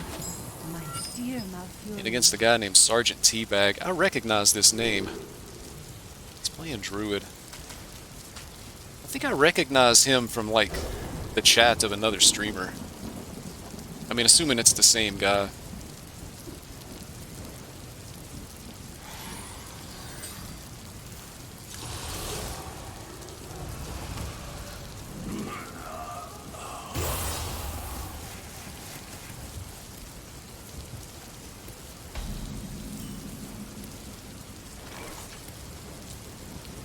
I think I want a double freshman here. I just need to get as many minions on the board as I can to start punching him. It's going to be the best I can do this turn. I want to know against Druid today. In the first game, they went Lightning Bloom Overgrowth on turn 2. Which was, at the time, pretty intimidating. This is probably actually the scarier start, though, if they draw cards. He's going to draw cards, then he's going to ramp. Just want to put the most attack on the board that we can, which is going to be the 2 1-drops. That's an upgrade. Probably. That's an upgrade. Probably.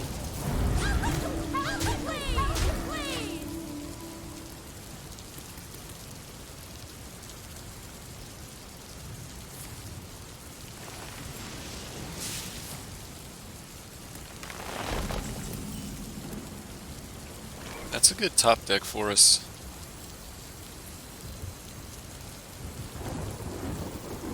We play it on these guys because they have Divine Shield in case of,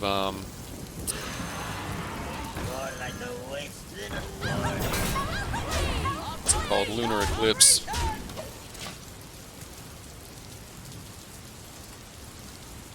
Coin Mancrick on turn 2. I probably would. I mean, it kind of depends on what the options in your hand are. Wow, he just spent 5 mana and didn't do a whole lot. Yeah, I would probably coin Mancrick on turn 2. 3-4 is just a big body for that turn.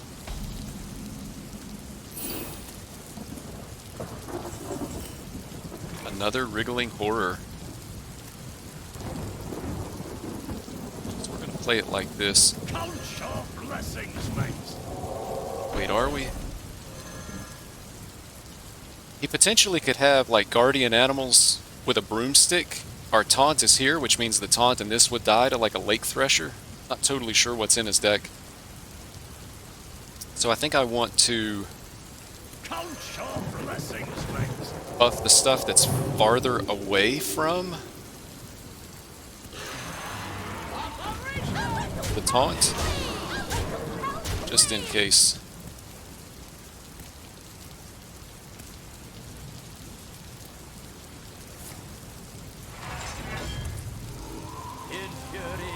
Bit of a low roll for him.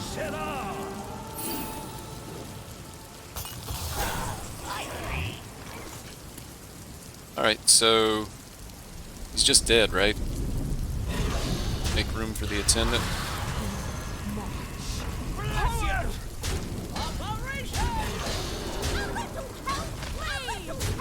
The power of top deck attendant. Got Discover for next turn so you can get the wife. Yeah, that's the really good thing about this particular version of the deck. With only 2 spells, wife is guaranteed off of Thrive in the Shadows. And you should still have a really high chance of getting it even if you're running more spells.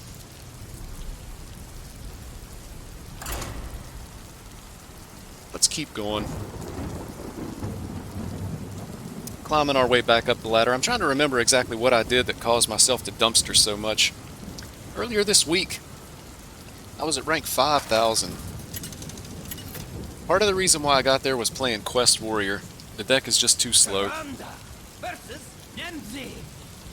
I also lost a lot of games with something else, and I don't remember what it was. Another Warlock. 11-8-27. Also played Quest Warrior. And Lifesteal OTKDH. Yeah, I'm seeing a common thread here. I, one, coin this on 2, and then pull the wife on 3. It's going to be a really good start against an annoying deck. And we've got a 1-drop to be able to Divine Shield the wife on the turn that it comes out on turn 3. It's about the best start I feel like that we can get against the Warlock deck. So we're going to proceed as planned. Yeah, Quest Warrior... It's interesting. I don't want to misspeak and I don't want to say things that aren't true. I was pretty sure that one of the developers of Hearthstone, when they were in the card reveal phase, said that Warrior Quest was like their favorite card. It was going to be fast. It was going to be an aggro deck. And then it comes out and the only quest slower than Quest Warrior is Quest Priest. Like, it's just bad because it's 1 or 2 turns too slow. Alright, so we're going to pull the wife, we're going to Divine Shield the wife, and then next turn we'll be able to drop Attendant for extra damage.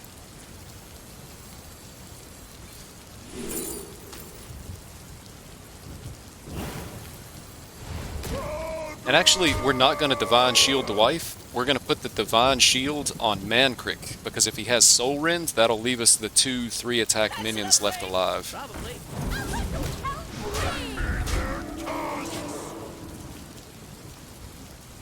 Just beat Face Hunter with only 2 health. Yeah, and that's, it's like that a lot. There's a lot of close games where you kill your opponent, but you would be dead next turn, or they kill you and you had lethal for next turn.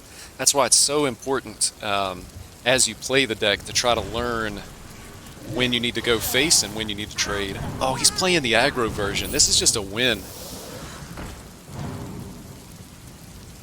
He's gonna double trade here. This is super fine. We still play Attendant.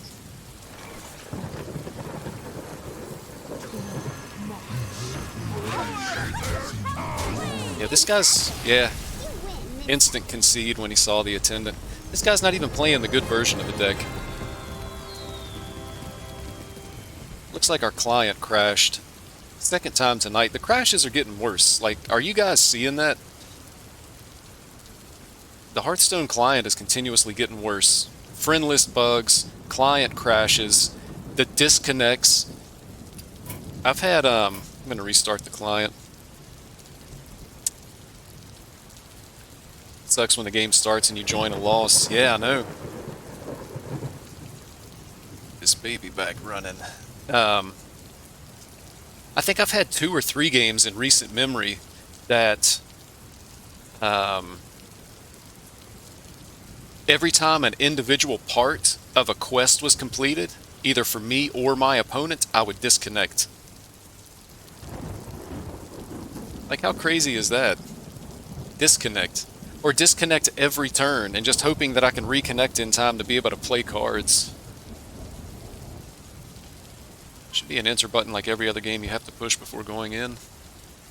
Welcome back. Probably because of the timed nature of the game, I guess. Having timed turns. Because I want to say it's the same with, like, StarCraft, right? Like, you queue up for a game and then you get in and there's a countdown. I don't think you have to actually press a button to start, though.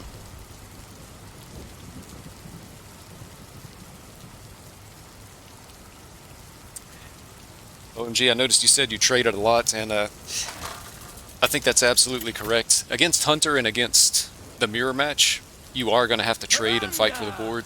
Versus Illyria. This is the 4th Hunter, and I think I've played... For the might of the elves. Alone give me strength. I'm going to keep the chaplain to buff the attendant. I think I've played... I thought I put you back. Come on, man. At least 2 of these have been Quest Hunter. Maybe all 3 of them. One of these for sure, I got absolutely destroyed. I think I conceded on turn 4 because they played, like, Wand Maker on turn 2, and then they played the Hunter Mount on turn 3. 3 mana, give a minion 2/2 and immune while attacking. And so then he had a 4/4 on the board that was immune while attacking that I just couldn't remove. So I conceded.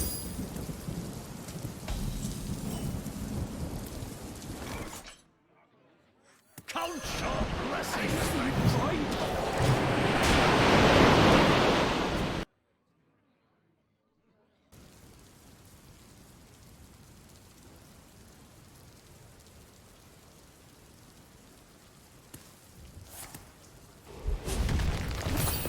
Nice. Both minions stay on the board. Maybe? No? Okay. Attendant's still on the board. That's the one we really care about. I just feel like I'm never happy to see this card in my hand. Can you get same things from 1-drop as 5-drop from Kazakis? I'm not sure that they're all identical. The 1-drop has give minions 1/1 buff. 1-drop has Poisonous, it has Divine Shield. Yeah, they may be the same. Other than some of the 5-drop versions are stronger. Like the 1-drop is deal 3 to a random enemy, the 5-drop is deal 3 to 2 random enemies. I don't think the 1-drop version has summon a copy of this. So mostly the same, slight differences. I need to spend all my mana here. The only way I'm doing that is to play this as a 3/4. Unless I want to draw a shadow spell. I see the void. I think I do. Come, pray with me. I'm assuming that he's going to kill this, and then we'll be able to raise dead for Attendant and another Chaplain.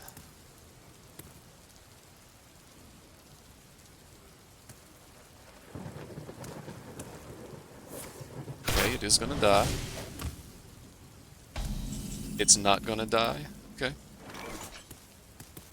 That's also good. Yeah, we could just draw a card here. Punch, punch, hero power, draw a card.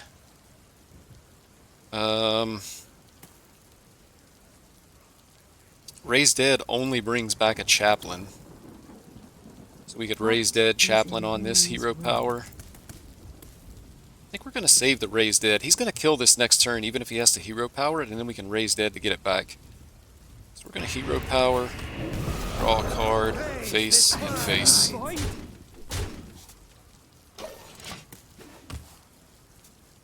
5-1, 83% win rate. Nice, man. Solid.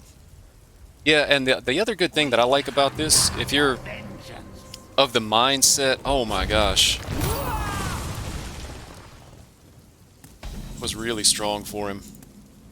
I think attendance not guaranteed now. We got it anyway. So we replay the attendant. We're gonna buff the attendant again. Your blessings, mate. And unfortunately, we're going to have to hero power the Thalnos. But yet, the games are fast.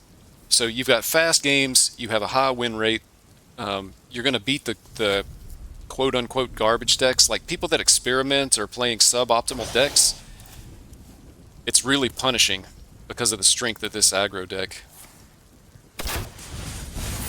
Right, he just had the piercing shot our thing here. We're just going to keep pushing damage into his face. We've already got him down to 15.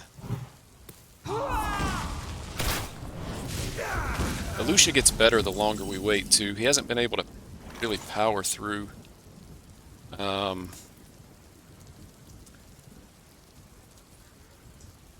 like to get this guy out as a sizable minion.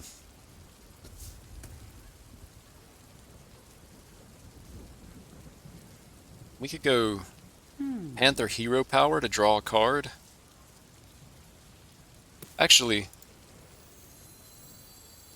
the Raised Deadpool it's even more likely that we get an attendant again. Double attendant? No attendance. Killing me, game.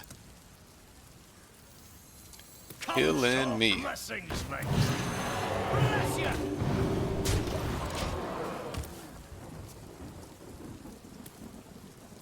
But yeah, that's part of the reason why I'm playing this deck, is I'm just trying to get my rank up. So a lot of games, decent win rate. I mean, I'm at a 71% win rate.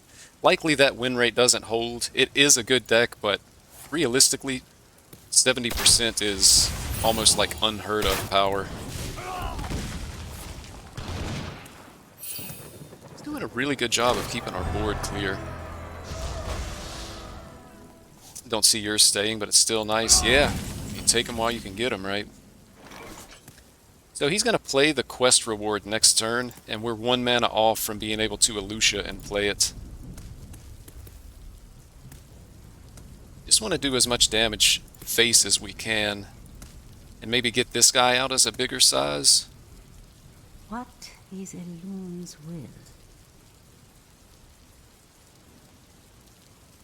We could draw 2 cards, but what are we really trying to draw into?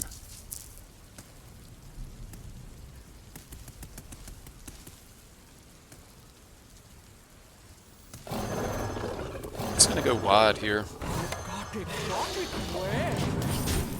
Put stuff on the board. Try to make it harder for him to be able to clear.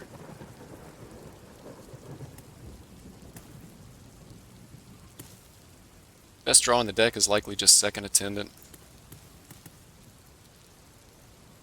We could potentially play the Elucia and just take his damage spells and spend them. Who to shoot? It's possible he may not even feel comfortable being able to play the 7/7 this turn. Arena's very good. Or very bad.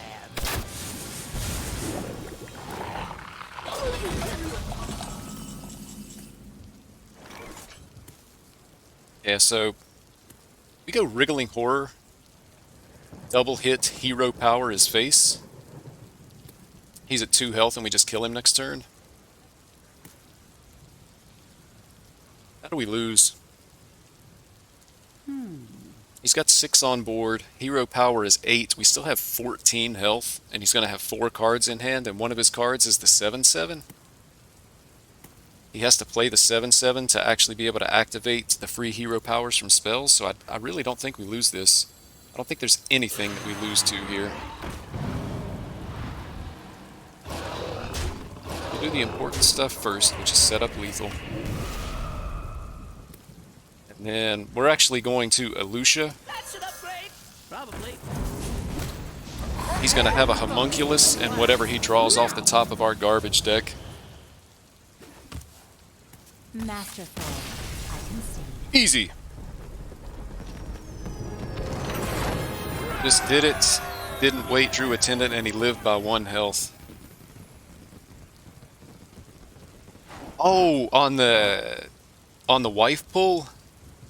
Is that what you were talking about? That happened to me earlier, but I actually still had lethal even without the attendant. Yeah, it's a bummer, man. Like I say, for me, when the turns are straightforward, sometimes I just play too fast. Get all my damage first. Yeah, that's exactly what I did. I was just lucky that it didn't cost me the game. Yeah, when the turns are straightforward, I play too fast, and I don't think it through. Or I think through, like if the turn is a 5-step turn, I think through steps 1 through 4, and then just play the turn. And then I play step 5, hit end turn, and then I'm like, oh wait, it would have been better to do such and such. Still won next turn, but felt bad. Yeah, I'm the same way, man. When I'm playing, I'm actively trying to get better at Hearthstone. And so that means that individual wins and losses don't mean anything. I mean, Versus having a rank is nice, You asked for it. and I like having a Loom, rank. give me strength.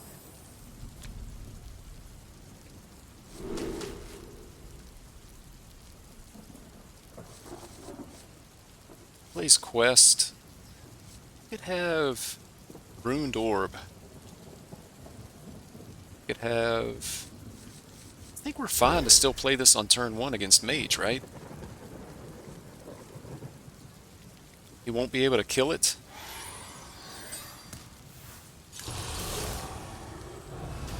But, yeah, so ranks and individual wins and losses don't matter. What really matters is making correct plays. So next turn, we even like Tour Guide, Coin, Wriggling Horror, and Hero Power to make sure we get the damage. But yeah, when you feel like you misplayed, it makes me feel bad, even if I win the game, because I feel like I'm not getting better, or I'm making mistakes that I shouldn't make. And if you can not make mistakes in the long run, you're going to win a lot more than you're going to lose.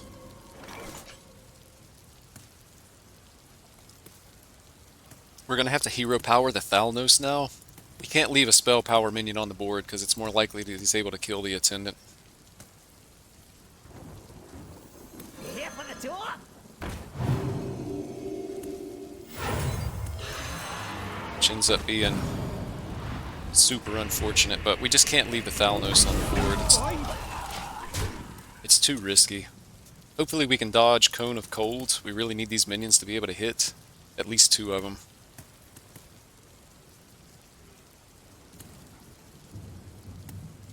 I feel like if I went back and watched my games, I probably misplay in more games than correct play.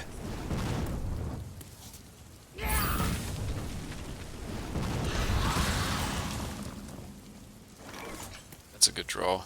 Let's see, draw a shadow spell. We probably want that. I see the Rather void. than buffing the health of a Divine Shield minion. Could also buff and Divine Shield. It puts more minions on the board, which seems better than drawing a card. Count your blessings, mate. We're going to Divine Shield the Attendant here. Afraid? Probably. It could die to Fireball.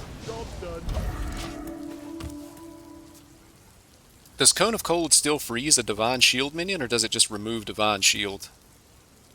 I don't remember what that interaction is.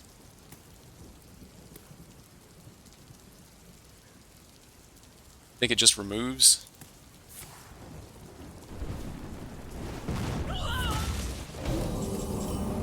Just Blade Incanters flow.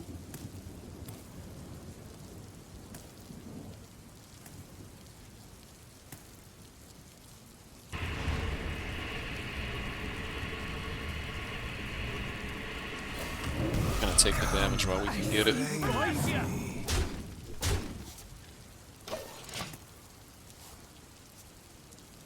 Because poison doesn't kill, it just removes? Yeah, that's true. I remember the first time I realized that the stupid Illidari Inquisitors could still attack. It looks like it does. That froze, but it still has the Divine Shield. But it wasn't a damage spell at the time. But yeah, I froze an Illidari Inquisitor, and then my opponent like hit me with a weapon. It was unfortunate.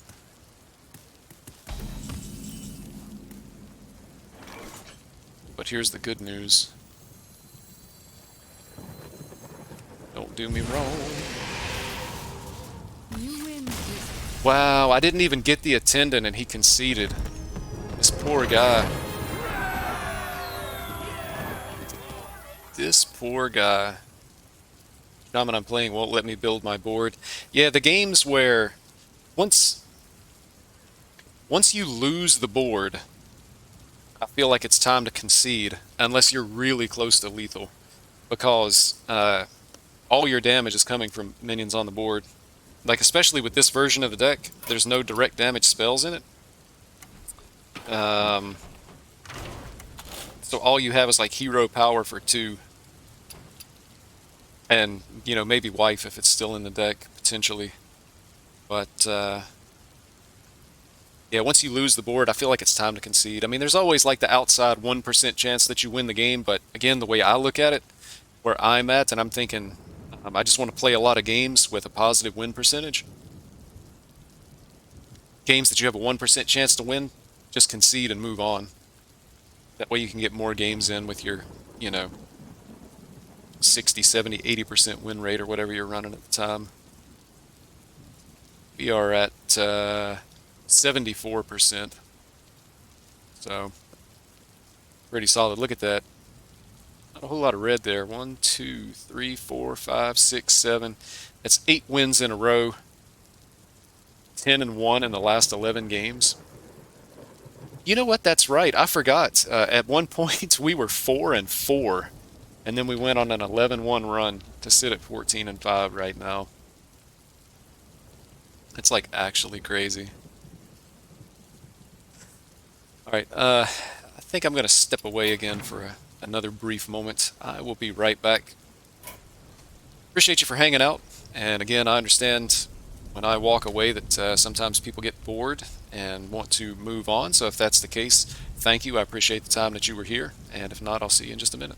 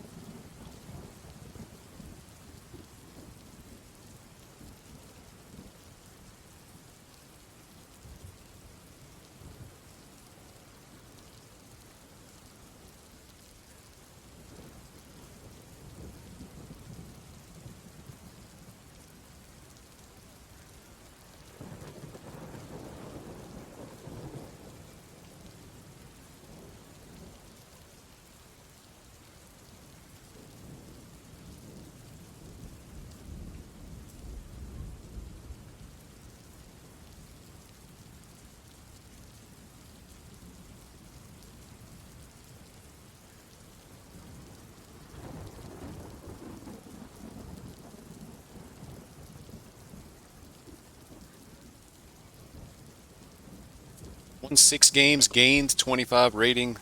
Lose 1, lose 25 rating. Holy man, are you serious? Or is that like an exaggeration? Because that'd be absolutely awful if that was the case. How do you ever rank up if that's how do you ever rank up if you have to win like 7 before you can lose 1? I remember being really frustrated.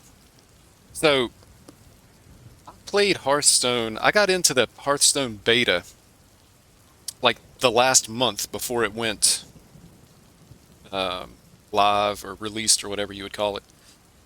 I've played off and on since then, and I just came back most recently in the beginning of April, and I played a little bit last year for like a month or 2, and then gave it up again. But one of the reasons why I quit last year was because I got to Legend, and I felt like I was in your position. I had to win like 4 or 5 games for every game that I lost to be able to improve my rank. And I may have been down at like rank 13,000 or something. But I thought about it and I thought, you know, I see these people streaming and they're top 100, they lose a game and they lose like 10 ranks. I lose a game and I lose like, you know, 1,000 or 2,000 ranks, and I'll win a game and I move up 200. How am I ever supposed to get up to the top of the ladder?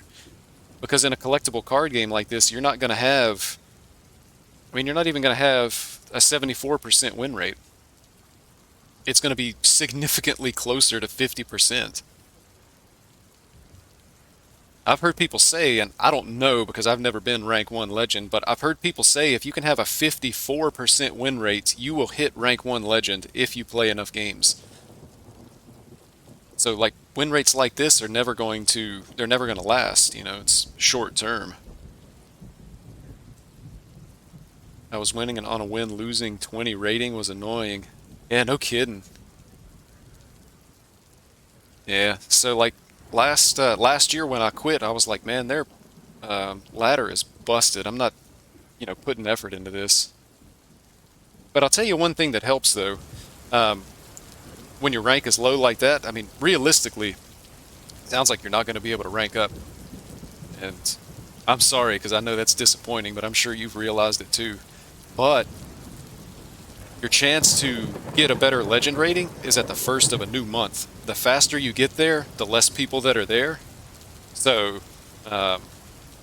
you know, you'll be at a 10-star bonus, which makes it a bit more challenging. But if you can get there to legend, get back to legend like the first week, then you should be like top 2,000. And then you just have to play enough to maintain the MMR to stay there. If you have the 11-star bonus, then you can hit legend like the first day, likely with like a 45% win rate, and you'll be in the top couple hundred.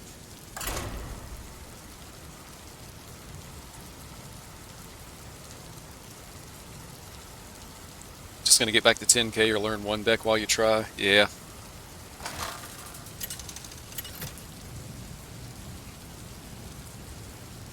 Tyrande versus Uther. Your judgment.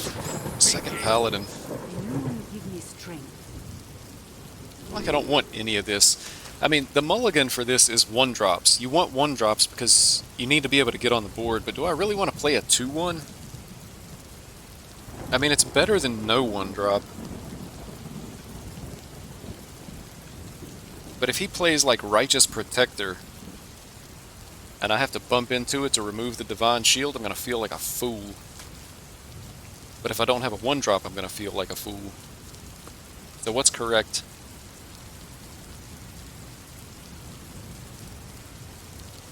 I'm not keeping it. I might be crying here in about 5 seconds. Cry. Cry. I want my 1-drop back. If I'd kept it, I would have been able to buff its health. Maybe I baited myself. Now I'm going to play this as a River Crocolisk. May the light grant you peace. The light dims. There's this thing, though. So it was a mixed bag. I'm going to play this guy. It's possible that I can get the health buff on a minion before I'll be able to, like, hero power and play this to draw a card. Lost in a row. Oh, lost again. 2 in a row, time to get a drink. Yeah. Understand that feeling, too. Especially if you start to get upset. I find some losses to be more upsetting than others. I wonder. And if I can keep like an even attitude, an even mental outlook, then Count your blessings, mate. I feel like I perform significantly better. We can hit another 1-drop that's not homunculus. We can set up like a big traveling merchant. We'll fight back these brutes.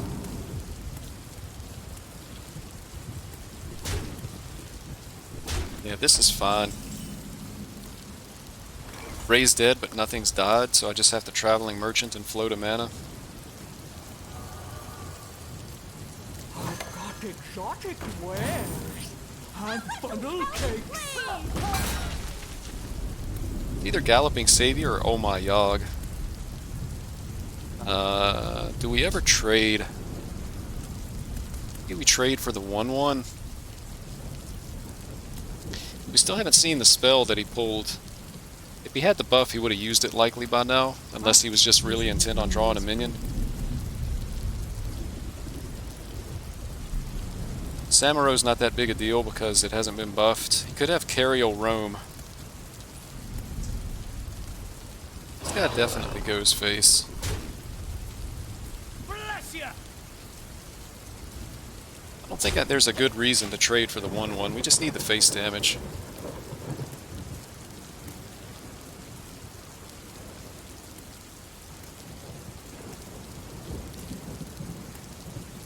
It's possible next turn we just play the 5/6. This card enables the deck, but other than that it's worthless. I mean, I guess the text is really good, and you get the text every single game no matter what. Really? It's not too heavy.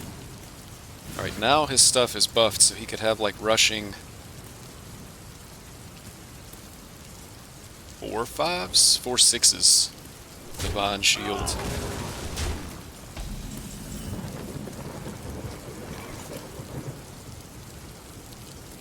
You can only play one of them. So what's the most stats we can have on the board? That's like 6/6 worth of stats in 2 bodies, or a 5/6 in 1 body. This has the added benefit of it guarantees 3 damage. Could play this, Hero Power, the 3/2. Interested? That definitely goes face. The Hero Power, the 3/2, it prevents a value trade, and it prevents him from, like, killing this. So the Hero Powering the 3/2 is actually going to generate more damage than just Hero Powering his face, so I think we Hero Power to kill this and play the 4/3. He has to have something else to be able to, he has to have something else to be able to kill our other stuff. That's annoying, but at least they're not buffed.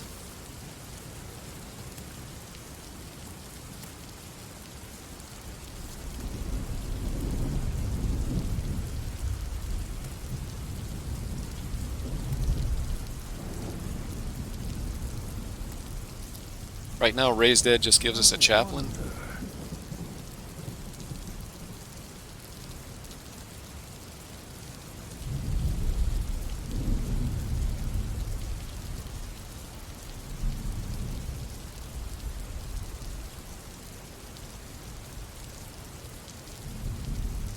Let me think.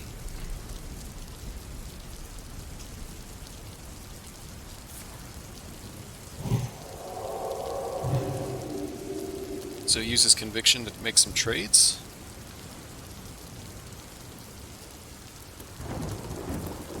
Must move quickly. We'll fight back these brutes. Draws another minion.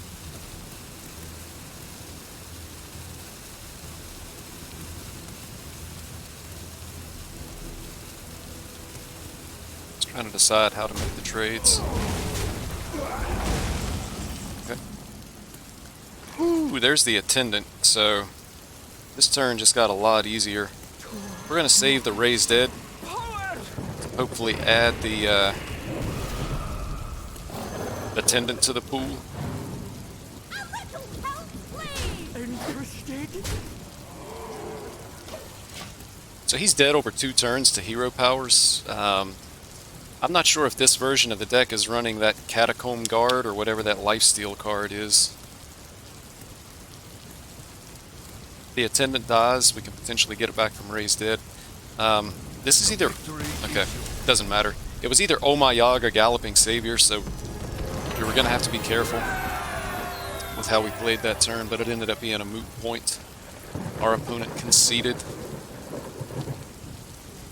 We're feeling good.